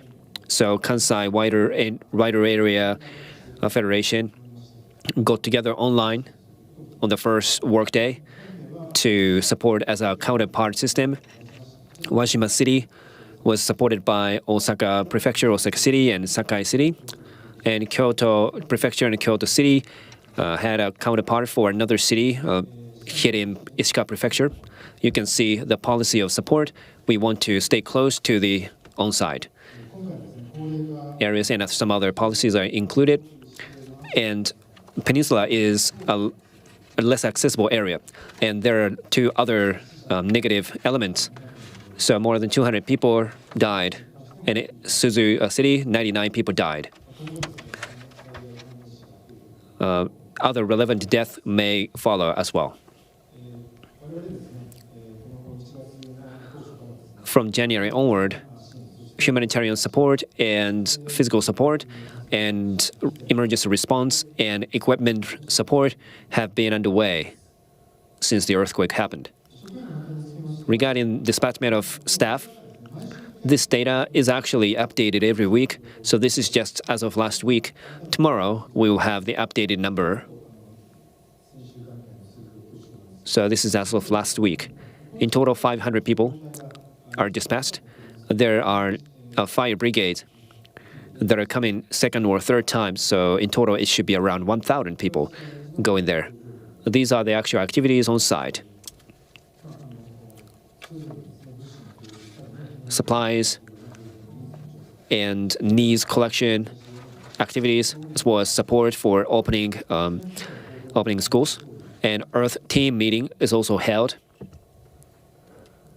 In Ishikawa Prefecture, schools were reopened, as media told us. These are the good supplies. Food was in short, and blankets were in short, people said. So we heard from those people in Ishikawa Prefecture. And nationally and prefecture-wise, we have summarized information like this before dispatching things. Now the needs or demand is subsiding. And fire brigade were dispatched, and toilet was another issue. So Minami Awaji City sent flashing type toilets that are sent, highly appreciated by the people. From Yabu City, coin laundry car for laundry purpose is also being dispatched to the disaster-stricken area. From on-site, we also support them by providing temporary houses. We're also accepting people.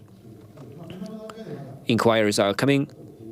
We have not accepted fully yet, but we want to meet their needs going forward. And we'll also accept monetary contribution from everyone so that we can help support Ishikawa Prefecture. 27 million yen so far, but it's now almost close to 50 million yen compared to 27 last week. We appreciate your support. What are the challenges now? Well, the first aid support and school reopening and roads reconstruction require understanding the information on site. So we have to dispatch the quick team to understand. We also have to understand the degree of damage at houses. There are 12 people to appraise the damage. We're going to dispatch another team this week. So there are different support teams from different disciplines. volunteer activities will be more activated. The roads are broken, houses are not available, so general volunteers are not accepted yet. Only the specialized volunteers are accepted. So there will be more social education activities that will go more. And there are 2 people from Hyogo Prefecture that are going to Ishikawa as volunteers on a specialized basis. So depending on phases, we want to make the best use of the lessons learned from 117. And as I said before, we are all Hyogo, one team, to support Ishikawa. The building have to be stronger. Information has to be shared. People are aging. They cannot use smartphones well. So how do we offer information to them? People are isolated.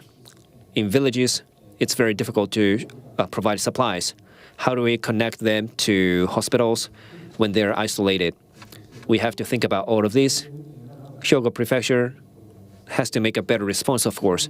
So such improvement has to be fed back to Hyogo Prefecture. That's all from me. Thank you. Thank you very much, Mr. Endo. Please give him a big hand. So governmental officials are now on site to help, and I think that also completes the ring of support. Ishikawa Prefecture is largely affected by tsunami, and many people's lives are at stake, as you can also hear from these speakers. I live in Niigata Prefecture now. In 1964, there was a major earthquake, and there is an urban liquefaction happening, and more than 8,000 people have been victimized. They needed the relief or disaster damage certification. Toyama Prefecture, on the northwest areas, the damage is deeper. So just like Ishikawa, people were crawling out of their houses. In Toyama Prefecture as well, they also suffer from liquefaction problems. So these areas have to move forward based on the lessons from the past. And there are many supports coming from in and outside. So I also hope that you can also do the same in your own way possible. Mr. Endo, thank you so much. Now, the 5th paneler, Mr. Kawada, what's your comment or feedback? If you have any philosophy of your own, please let me know. Well, I have many things to say, but in DRI, Disaster Reduction and Institution, on the 2nd of January, we said to the Ishikawa governor, there are 3 people stationed fully to support Noto area, Noto city. So I think the government of Ishikawa is making a very good response. However, roads are badly damaged. It's very difficult to get on site. That's a physical problem that's identified more than before. So on site, people who wanted to support cannot get accommodation. So they had sleeping bags instead to spend the night. They don't have bathroom, of course, so they cannot take a bath. Starting from the government, the utmost level of support is underway, in my opinion. So we're talking about Sustainable Development Goals, by the way, or SDGs, and disaster resilient society. This disaster reduction is my coinage. In 1988, I said that from 1990, IDNDR, International Decade for Natural Disaster Reduction, was supposed to be started from 1990. So Japan enjoyed high economic growth. And disaster reduction or disaster prevention in Japan was perfect, I thought. In 1959, Ise-1 typhoon claimed the lives of more than 5,000 people, and Disaster Prevention Act was established after that. And after that, major disasters didn't happen until 1982 in Nagasaki flooding, claiming the lives of 299 people. That was the biggest at that time. So during the 1990s, Japan was proud of its capability to prevent disasters. So this decade, from 1990, was proposed by Japan and Morocco, approved by the UN unanimously, was started. But at that time, this reduction was translated as bosai or disaster prevention. And I said, we should be saying disaster reduction as gensai, not a bosai, but people didn't hear my idea well. But now we talk about disaster reduction or gensai in Japanese. When a major earthquake happens, we cannot mitigate the damage 100%. So we are doing the impossibles. I was a professor at Kyoto University. In 1959, there was a typhoon, and that was a triggering event for us to create this institute. Science professors wanted to make zero damage after a disaster. That's why they said disaster prevention. And we realized that it's impossible to prevent it. But the educational ministry didn't want to change the name. But they were able to change English names, not Japanese names. But that's why DRA was the term internationally used. So when we use the term SDGs or sustainability or sustainable, what does it mean? It needs to be practiced on a daily basis rather than when an earthquake occurs. This means that it's not about science, but a culture. People mistaken it. So even though we say we have to do many things, can we really do this science when a disaster occurs? For example, in Wakayama Prefecture, there is a town where every morning at a nursery school, there is a tsunami drill. What do? Well, when a teacher blow a whistle, the pupils will gather around the teacher and evacuate into the ground. They line up and evacuate. They do it on a daily basis. This is meaningless. Why? This is where Nankai Trough earthquake of the seismic intensity of 6+, meaning that the children will be inundated, will be killed by the tsunami. There's no time for them to gather around teacher. What should we do, really? That's the reality. You have no time. And if it's a seismic intensity of 6+, no one knows it. And if it continues around 3 minutes, it's a totally different thing than what you're doing in the drills. You have to understand this. Those drills are just useless unless you understand the reality. So drills have to be connected to the reality. With this earthquake on January 1st, actually, there are some clusters of earthquakes even prior to that. In Okumoto region, there are 5 earthquakes with the seismic intensity of 5. So old houses are getting weaker and weaker due to the earthquakes. So during this earthquake, people are dying twice as much as the Hanshi earthquake. And 230 people died out of 170,000 people. And housing collapsed 80% of the time. In Kumamoto, 220 people died related to the earthquake. 37 people died by the earthquake directly. 30 people died at the second earthquake because they didn't evacuate. And 69,000 people did evacuate. So if you don't evacuate, they stayed at home, and 30 people died as a result. So there are some reasons for those damages. If you try to eliminate those reasons or causes, researchers try to find out the reasons. They ask why. They come up with more than 10 reasons. Then what do? That's what's missing here. When there is a big disaster, what should we really do in reality? In case of disaster, you shouldn't do it for the first time. It needs to be something that we're practicing it every day. That's the idea. We are talking about sustainability. So when it happens, we're going to do this. But if it happens, it's not possible to do it, then it's not sustainable. So today, after this panel discussion, I am to deliver the concluding message to you. And development is translated into kaihatsu. We are the developed country, so we should not development English word not as kaihatsu but as hatten. Or so for the developing countries, it is continue to evolve. But for the developed industrial countries, we have to think about the culture, not about the. So we have to build up our daily life. So when we do that on an everyday basis as part of the culture, that will be affected in case of the emergency. So we are the developed countries, so we have to understand this point.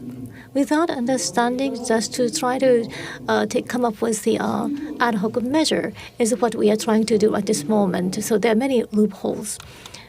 So even in 2030, I think it'll be difficult for us to achieve all these 17 goals. I think we already are missing many parts.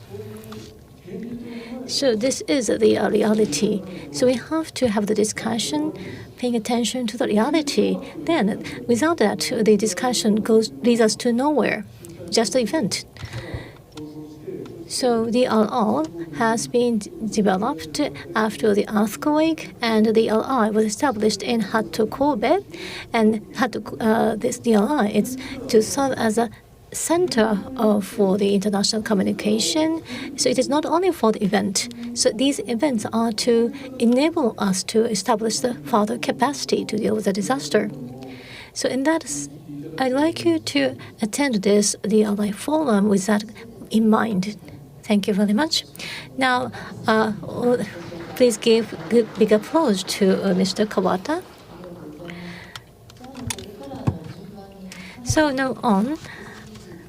So SDGs, disaster resilient society, and Noto Peninsula earthquake. There are so many topics to talk about today, but I'd like to have the good understanding about them and enjoy this panel discussion today. So let me go back to Professor Sakamoto. Thank you very much for your insightful presentation. You talked about the cases of Turkey or Hanshin Great earthquake, and you pointed out the possibility of collaboration in the future. So in your mind, what is the issues to come up with the measures against the large-scale disaster? Thank you very much. So far, Japan repeatedly experienced many large-scale disasters, but these experiences are not succeeded to the next opportunity. Of course, there are some parts which are succeeded to the next generation, but there are some which are not. And I think for people living in Kobe, the experience of the Great Hanshin earthquake is what has to be kept and succeeded. And I think, but not wholly succeeded to the next generation, that causes the kind of weakness in the measures against the next or coming disaster. And I think the third type of resilience, so to learn from the past and to make it into the future measure or transformative capacity is essential. So Professor Shou gave us the cases of Taiwan, in which the Taiwan learned the experience from the past and come up with improvement of the system. Not only with the national government or local government, but also the private sectors played a role. And universities are involved in such activities was introduced. And that was very interesting. So not only the governments, but every sector has to be involved. And all these entities or players has to try to succeed the lesson from the past to the next generation. I think that is what is important now. And one of such activity I want to introduce you today is the 2018 torrential rain in Ehime Prefecture and NPO, local NPO, Uwajima Grammar. And Uwajima Grammar is a small organization consisted of the parents of that local region. And in case of that western torrential rain, they supported the evacuees at evacuation centers by catering service.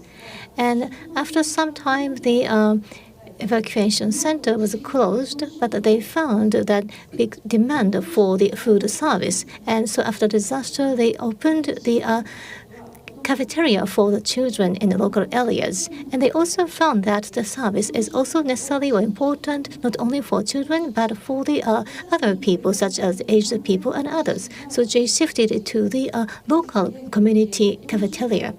So these Kodomo Shokudo or children cafeteria, it can be switched to the disaster prevention or evacuation hub in case of disaster. That's what we're trying to do right now through the collaboration of the local residents. And at present in Japan, there are about 7,000 such cafeteria for children. And this number is equivalent to that of the junior high school in Japan. So these cafeterias, which open on a daily basis, can be turned into the evacuation centers in case of emergency. That would be very useful. So in case of that emergency, the local residents cooperated to provide such food providing service. And we want to see more of such activities throughout the nation so that we can create a more resilient society.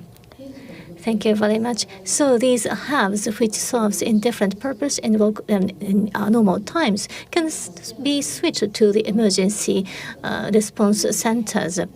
And we have to make it sustainable. Thank you very much for your comment. So next is Professor Shou. So as was mentioned by Professor Sakamoto, you explained us the cases of Taiwan in which Taiwan learned from the past experiences and improved the system. And I found that Taiwan is very good at doing that. So do you have any additional comments, such as the difficulty you faced and what kind of advice you have for Japan? So the theme is that the challenge facing you face against the measures against the huge scale disaster.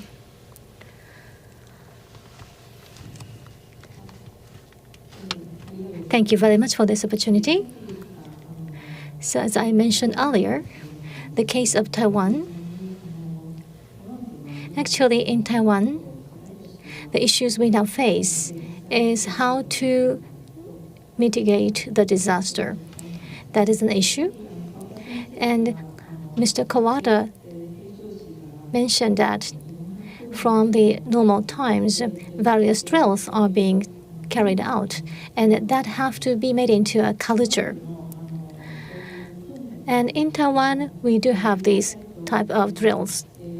And when it comes to disaster mitigation, how much we can do is very difficult to know. So we have to study and measure what we have been doing so far. And before the next disaster, we have to comprehend how much disaster mitigation capability we now have. If we can set it, and when we make effort in that direction, I think we can come up with a better measurement. And I think we can improve our capability of disaster prevention. And in Japan, actually, there are things I want to learn. One is about the setting of the target of the disaster reduction or mitigation. So the plan to strengthen the country or plan to strengthen the region, we sometimes have the KPIs to measure the results. And by checking the result with a KPI, how to come up with a specific measure. I think this is a point that Taiwan has much more room to do. And based on the nation strengthening plan, we will incorporate the town establishing or community establishing plan. So not only the disaster prevention, but also we have to involve the urban or town or community establishment plan, and also the social welfare. And by working in that way, I think we can expect the greater effect. So I think we have to study more about Taiwan's situation in the future. And we have to share the experience. So how we can, by having such international forum, we can get together and share the international experiences and lessons, and we can think about how we can bring these lessons back to our own country. And I think we have to establish a system for that, learning from each other. Thank you very much. So when we are in Japan, we take the Japan's disaster prevention system for granted, or sometimes we criticize it. But as was mentioned by Professor Shou, in the world, the countries which have the disaster prevention as a mainstream and have many plans and many projects is not so large in number. And I think that's the point we have to pay more attention to. And Professor Shou said that it is necessary to involve various players, especially the local residents, and also what the national government is doing have to be connected. And I think Taiwan is very good at that. So we would like to learn from each other and carry out these measures. So if the disaster hits Japan, that will have the impact on Taiwan and vice versa. So thank you very much. And this is a situation in Asia. So Ms. Kodama, you gave us various introductions. So the enhancement of capability of the individuals and the community hasn't progressed well in Asia. So even with some scientific evidences, it is not directly related to the reduction, mitigation, or reduction. Thank you very much for this opportunity. So listening to Professor Shou, I found that the experience of Japan was well incorporated into the measures in Taiwan. I was very much impressed with that. And at our facility, ADRC, we receive many trainees from the Asian countries, or so-called study visit participants. And they learn about the disaster prevention in Japan.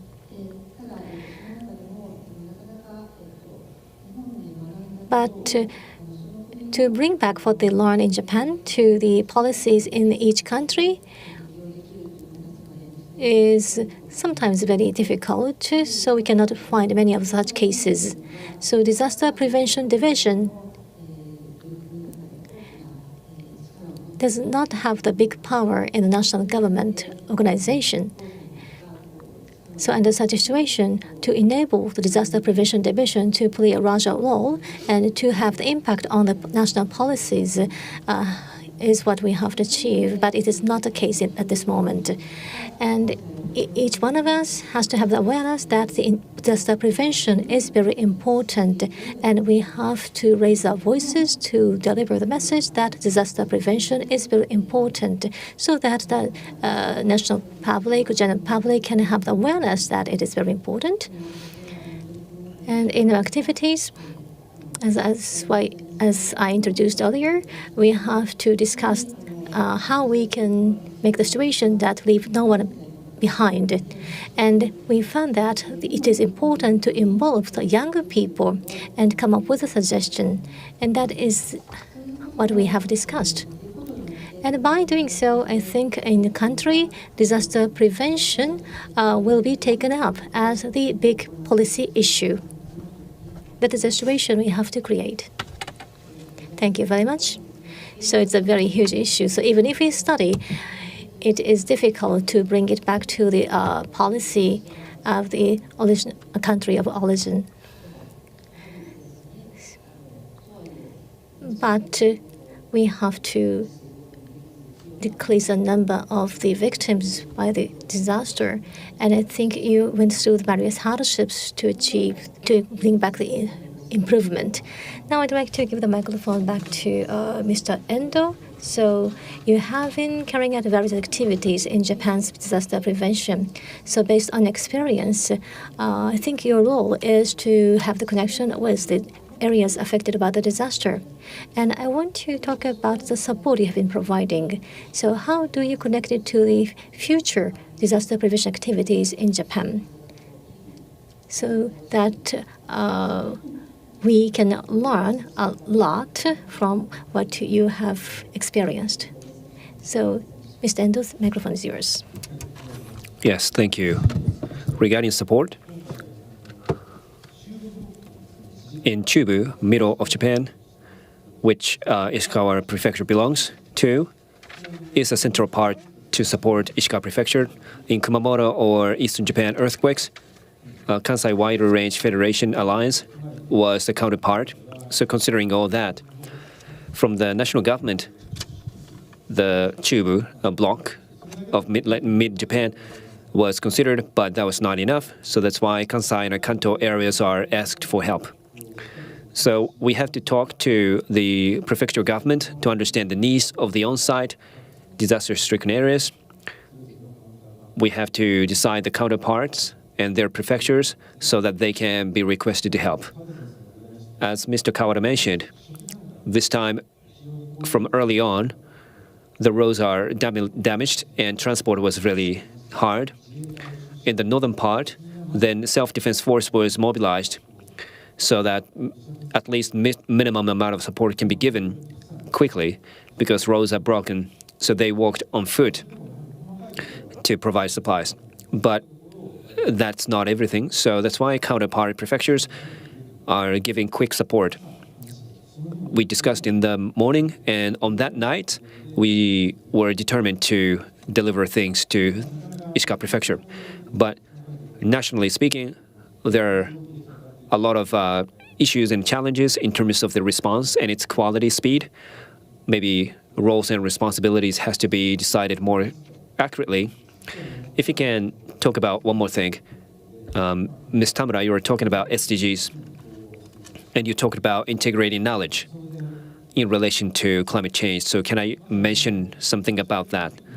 There are three things, actually. One, a sense of crisis needs to be shared among people. Regarding climate crisis, as you know very well, CO2 accumulative amount from industrial revolution and the temperature rise is proportional. As you can see, the data from IPCC. So,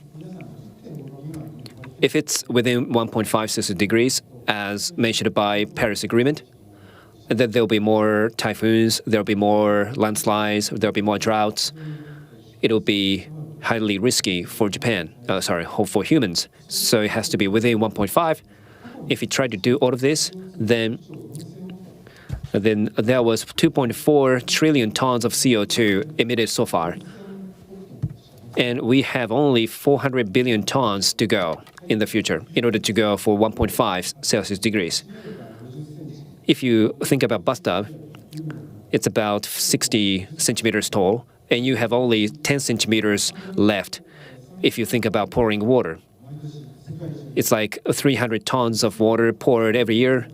Compared to 30 years ago, China is multiplying by 4 or 5 times of CO2 now. But per capita, Japan is more than that of China.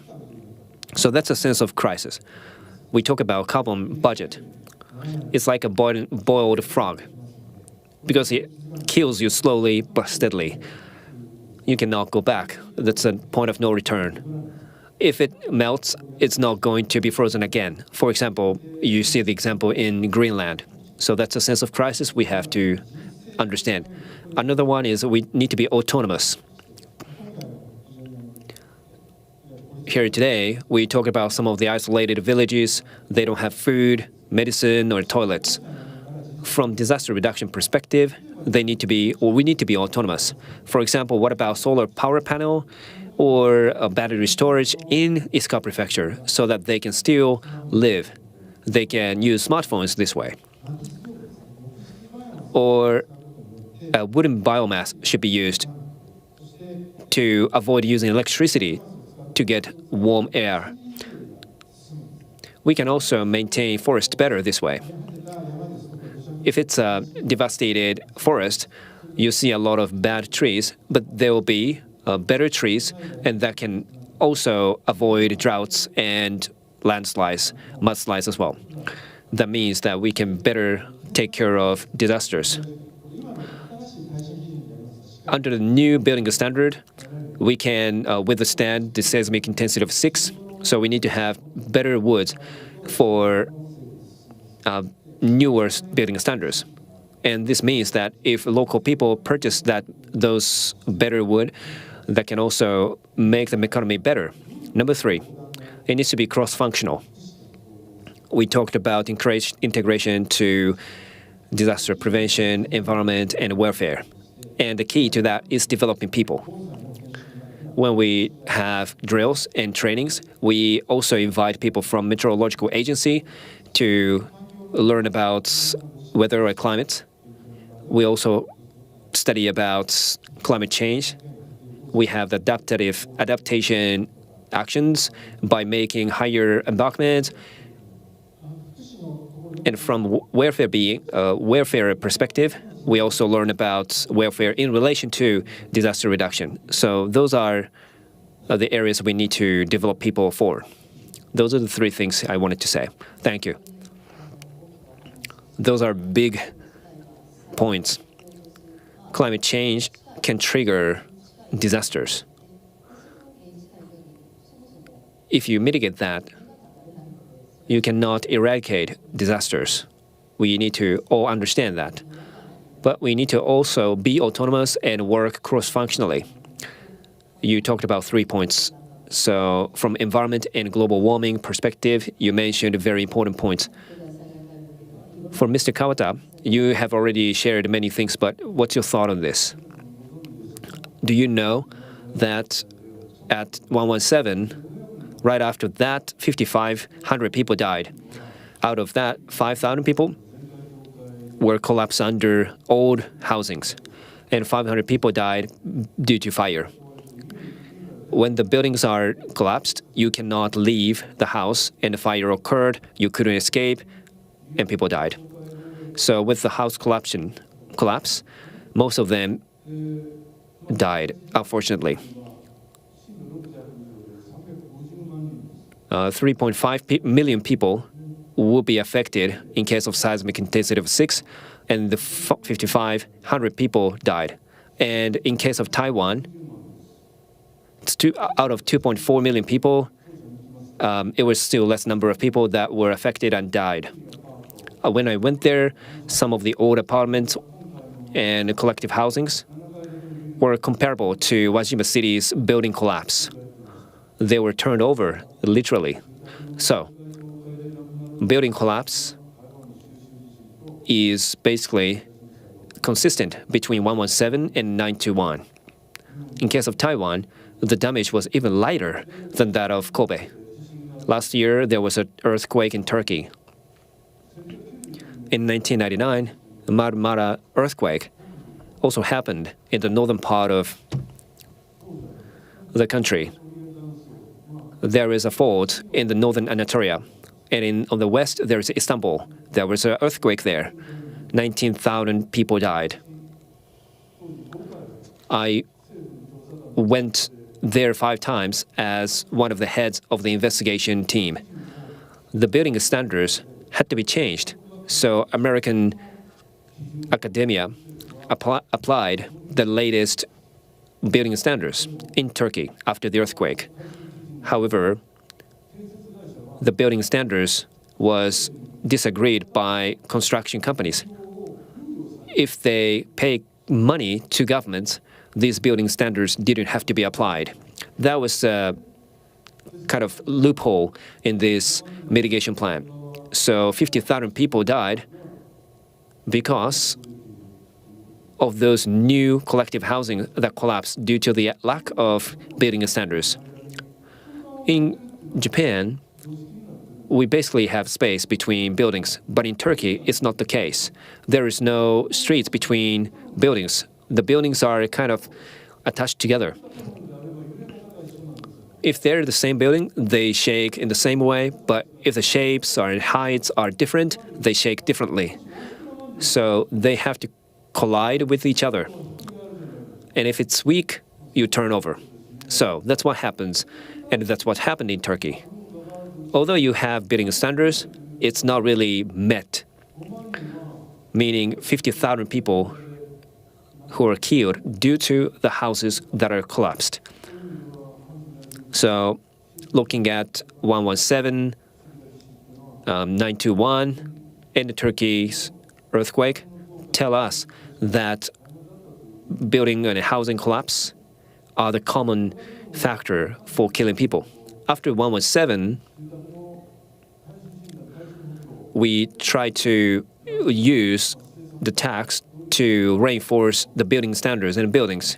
But there was one condition to that, which was that the whole house had to be subject to appraisal.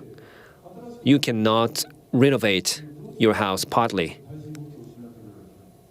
And you have to include every part of your house for this reinforcement of houses.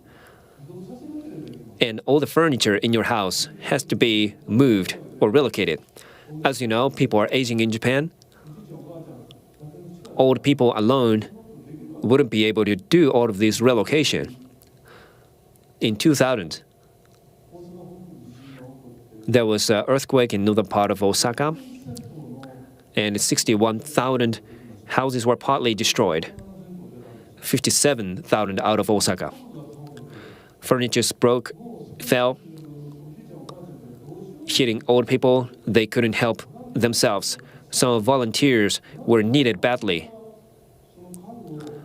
Is it like young people putting those furnitures back? The roof tiles that had to be reorganized again, but it was not too heavy a work, but they still needed young people's work. When we worked with Ministry of Land Infrastructure and Transport, we said, even though it's just one room out of a house, can we still subsidize those rooms? And they said no. And I asked why. They said because we cannot distinguish between reforming or renewal of a house and a room. We cannot distinguish. But in case of wooden house, they're supported by wooden materials, and it can break and fall down when force is applied from the side. With Osaka and Kyoto University and Osaka Prefecture, we worked together to make wooden panels to mitigate this problem. So Osaka cannot really produce great wood. They're based on drought wood, but they can make 20 pieces of wood to make panels to actually reinforce against earthquakes. It's also demonstrated by Kyoto University's Disaster Reduction Institute. We got a patent, but it's not penetrated. Why? Every month, there is a patent fee of 300 yen or 500 yen every month, but it's not really penetrated. Why? Even though you get the patent fee goes to individuals. So NHK or newspaper knew that these panels are used, and it can be done with just 50,000 yen, including the installation. When we see the earthquake this month, at the New Year's Day, different generations meet and enjoy each other, and the second floor just collapsed down to the first floor.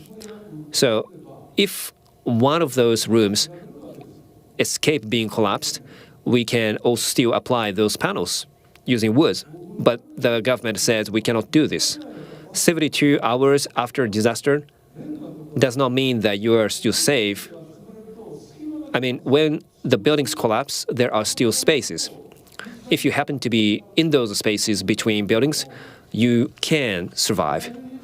After 117, it was not the 72 hours. 80% of those victims instantly died. They didn't last a day. So rescue dogs came from all over the world, but they couldn't find anyone alive. All of them were dead when found. So wooden houses don't have spaces for people to escape. So if one of those rooms escape being collapsed, people can be saved. That's what we need, but it's not happening. And every year, the building standard application ratio is over 90%, but it's not due to the reinforcement. It's because of the old people that pass away in those old wooden buildings, and those houses had to be destroyed, and empty lands will have a new apartment. And it seems like the building standard application rate becomes better. That's how the numbers are pushed up now. So it's like if you live in old houses, the government is waiting for these people to die. I talked very fiercely with the Ministry of the Land and Infrastructure. I said, please change the policy. And it's not changed. It's not because of the absence of subsidy. In Kobe City, they have to pay millions of yen for reinforcement. But even while living in the current house, it's very difficult to make it reinforced. It's not only about money. Those policies do not reflect reality. I think that's the problem. So when the Nankai earthquake takes place, what I'm worried about is there are places which will be affected by the big tsunami, may have the seismic level of 6 or harder earthquake. And through the experiment, we found that the things will topple down. So the area which will be hit by tsunami have the inside of the houses in chaos because of the earthquake. So people cannot evacuate from the house.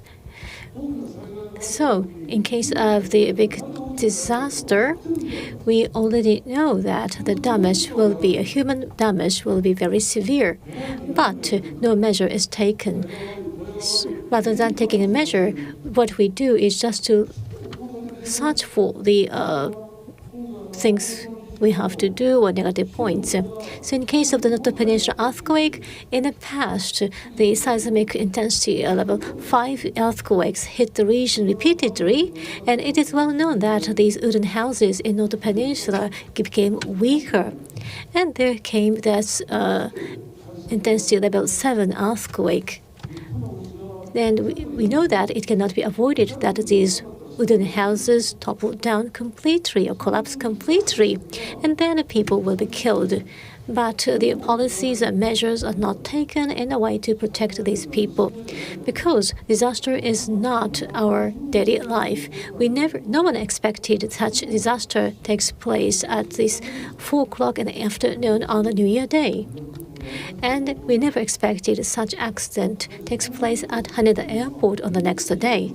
So disaster emergency is not in our daily life, but we have to be serious about thinking about how to deal with these disasters.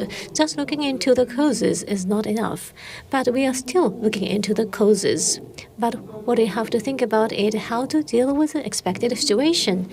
And because we will have the grave situation caused by the expected Nankai Trough earthquake or others.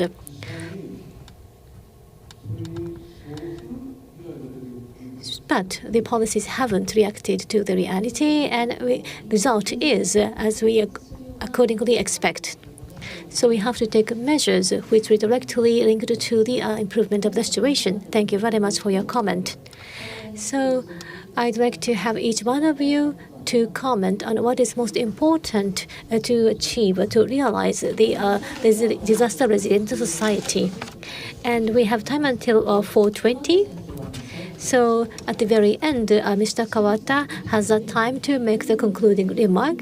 So now I'd like to ask the other 4 members on the stage to give us another word on their thoughts about the realization of disaster resilient society.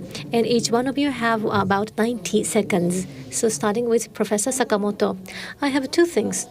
So first one is to center on the people and to provide the support for the people with various needs. So regardless of the nationality, as long as there's a registration with the government, the support can be delivered. But to try to meet the specific needs of the individual is the kind of area where we can expect a further improvement. And the second point is that the speed of the reconstruction. So with the aging of society, when there's a delay in the reconstruction, there is a depopulation issue. So the quick recovery is important. Thank you very much. So please give applause to Professor Sakamoto. Next is Professor Shou. So the keyword for the reconstruction, I think it is very important. So the preparation can change the situation caused after the disaster. So we can assume what kind of situation will take place after the disaster and make preparation for that beforehand. And then we can be calm and take the steps to deal with the situation caused by the disaster one after another. And the second point is that the sharing of the experiences. So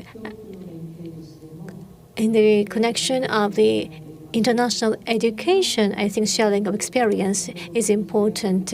So last year, with Professor Sakamoto, and we concluded the MOU for the exchange of the students of these two universities to study together and to focusing the disaster prevention.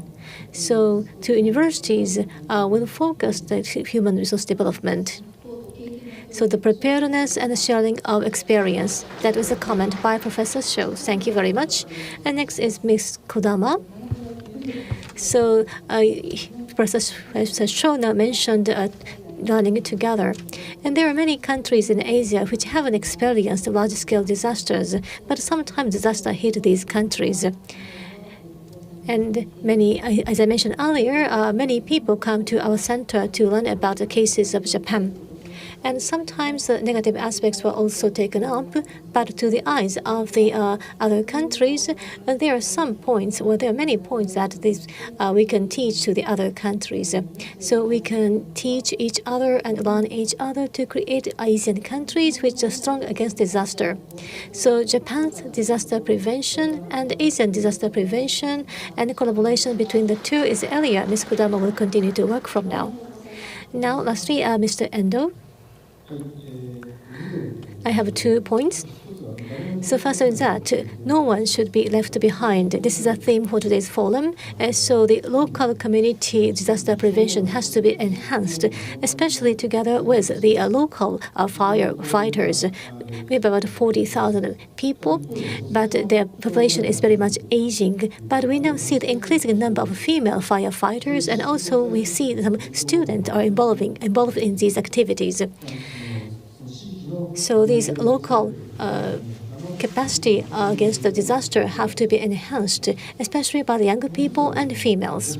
And another one is how to deal with the vulnerable people. So that is a support for the people in need.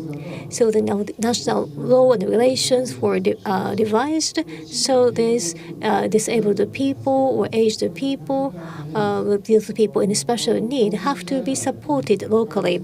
And sometimes it is difficult, especially in urban areas, because people do not know each other.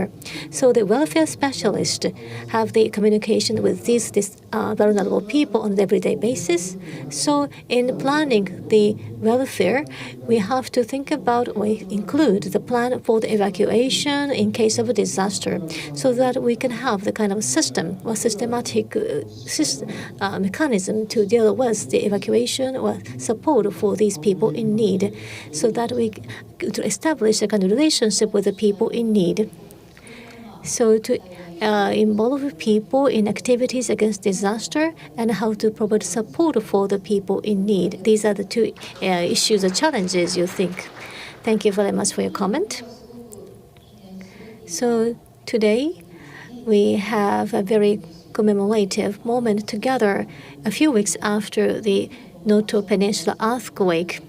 and have this forum here in Kobe, which was hit by the Great Hanshin Arch earthquake. And this is a fruit of the great effort you have continued so far. And we'd like to keep this opportunity in mind to continue to work on the disaster reduction and disaster prevention. And everybody, please give a warm applause to all the members on the stage. Thank you very much. So, thank you very much from us to the audiences and also people who are watching this event online. And this concludes my panel discussion part. Thank you very much, Professor Tamura and all the panelists on the stage.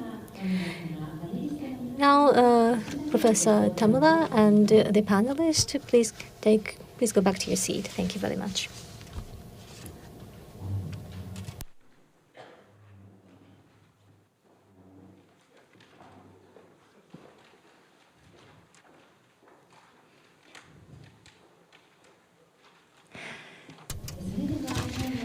So lastly, we would like to invite Mr. Yoshiaki Kawata, the chairperson of the Executive Committee of the International Disaster Reduction Affairs Forum, Alliance Forum, and Executive Director, Disaster Reduction and Human Renovation Institution, for the concluding remark. Thank you very much. I have to deliver the concluding remark because of my position. So the speakers and panelists, thank you very much for your presentation and sharing of opinions. And I think all of you are very insightful. And to carry out or execute what we have discussed today is the most important point. One thing I'm proud of is I have been working in the research of disaster prevention for 50 years. I think no one has devoted so many time in this field. I wrote actually 1,100 theses. I'm a researcher and I'm not a practitioner and I am not a person from the government. I'm a researcher, so I have been focusing the disaster prevention as an area of research.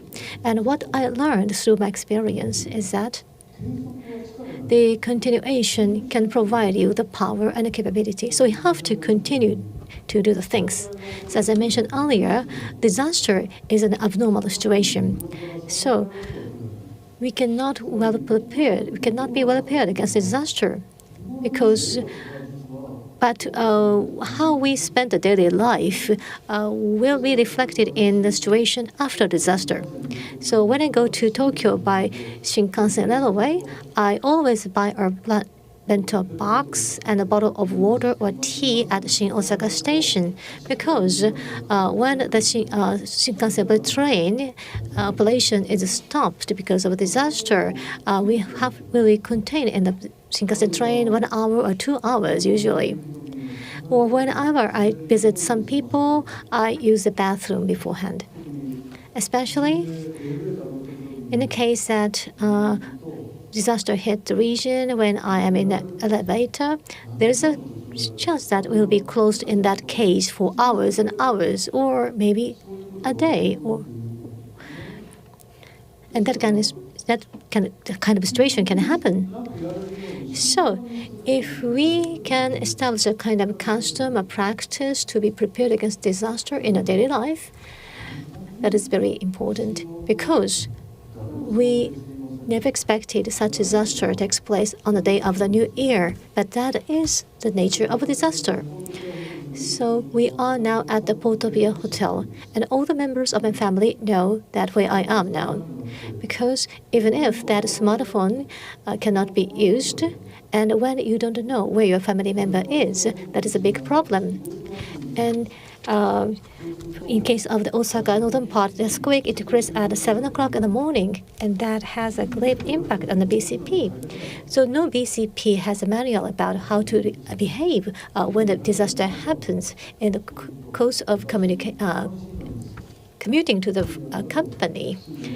And I told the person that what you have to do is to return to your house. And he said that I have no family member in my house. But you have to think about the possibility of having fire from the next door house.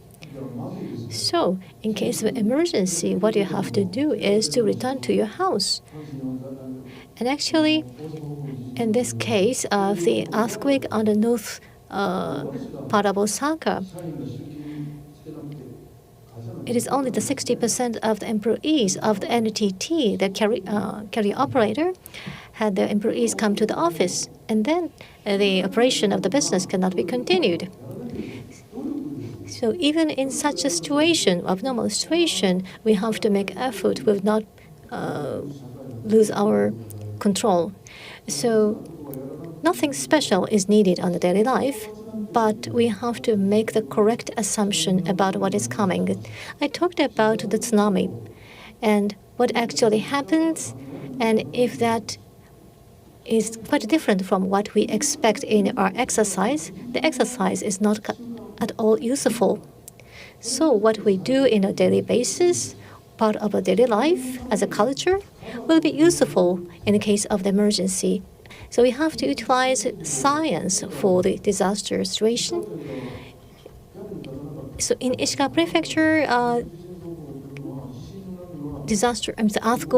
earthquake quick news was not at all useful because that news is delivered based on the speed of the wave, and it is 8 kilometers per sec and 4 kilometers per sec.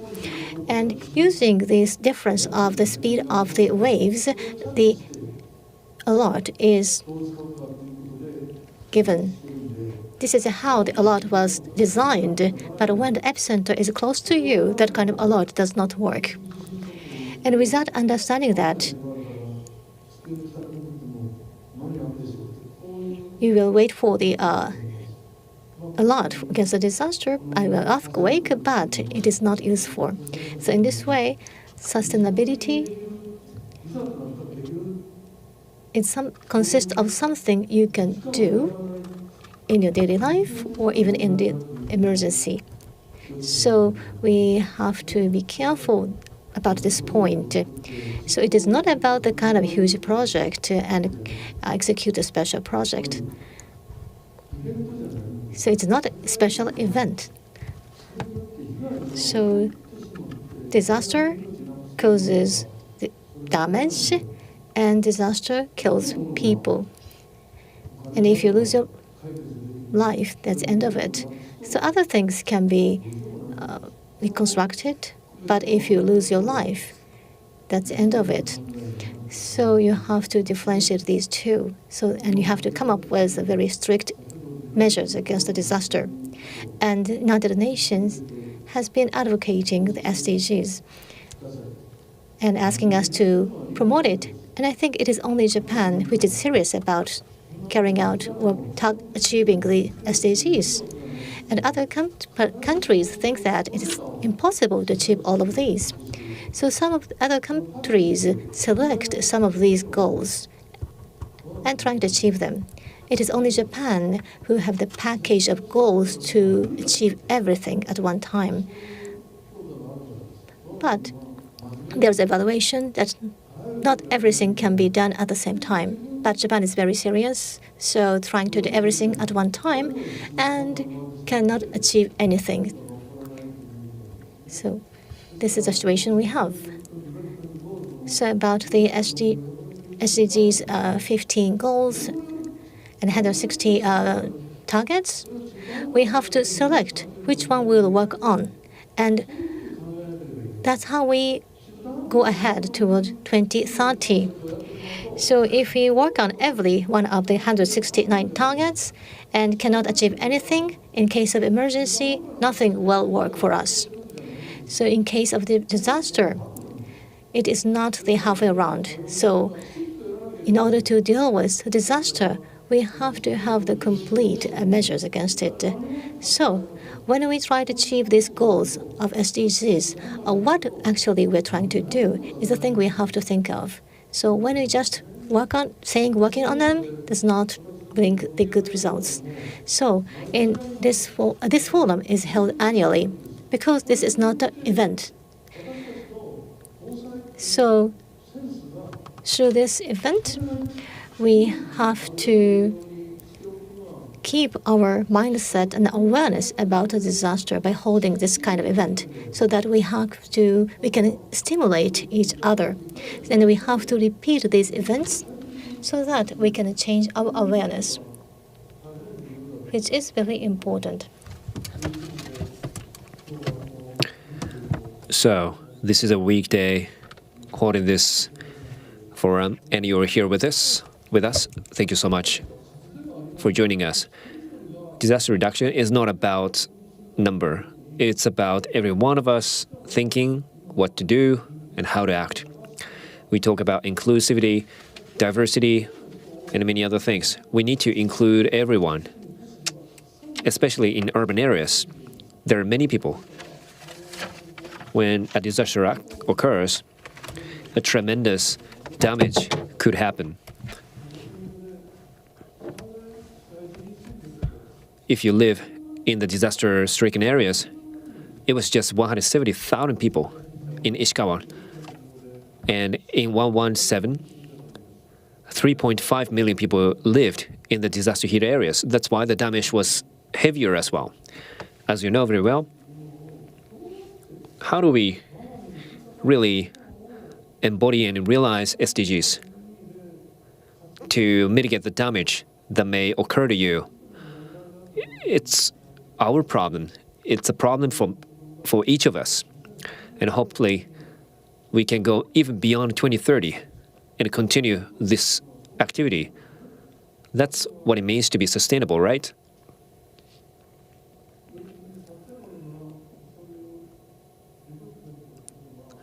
I mean, sustainable development is, in a sense, timeless. Creative reconstruction is timeless. It's not like you have to do it by when. Creative recovery means you have to do something new. Why? Because society is changing. When a disaster occurs, you make recovery plans, and if you meet that, you think it's end, but it's not the end. Because the society is changing in the meanwhile. So, during the 117, the land in Nagata ward was reorganized. And if we tried to recover Nagata area, as in the plan, it was more difficult for people to live. So they had to rearrange the land planning. So even though you make a plan, the plan changes with the time. So disaster recovery and reconstruction is not only targeting people's livelihood, it's also about city development that continues timelessly to the future. That's what it means to be sustainable. I hope you understand what I mean. And our prefecture here has experienced Hanshin Awaji earthquake, and we must be the most resilient capable against disasters. And each one of you here should do our best. Hopefully 117 is a lesson for us to make the best use of. Starting from Hyogo Prefecture, I hope you can join us in the initiatives toward the future. Thank you.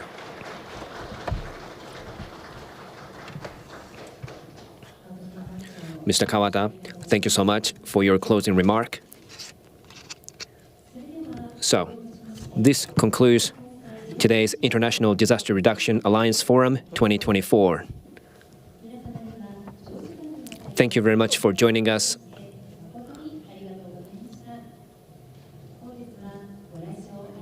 And thank you very much for coming today. When you leave the room, please make sure not to leave your belongings.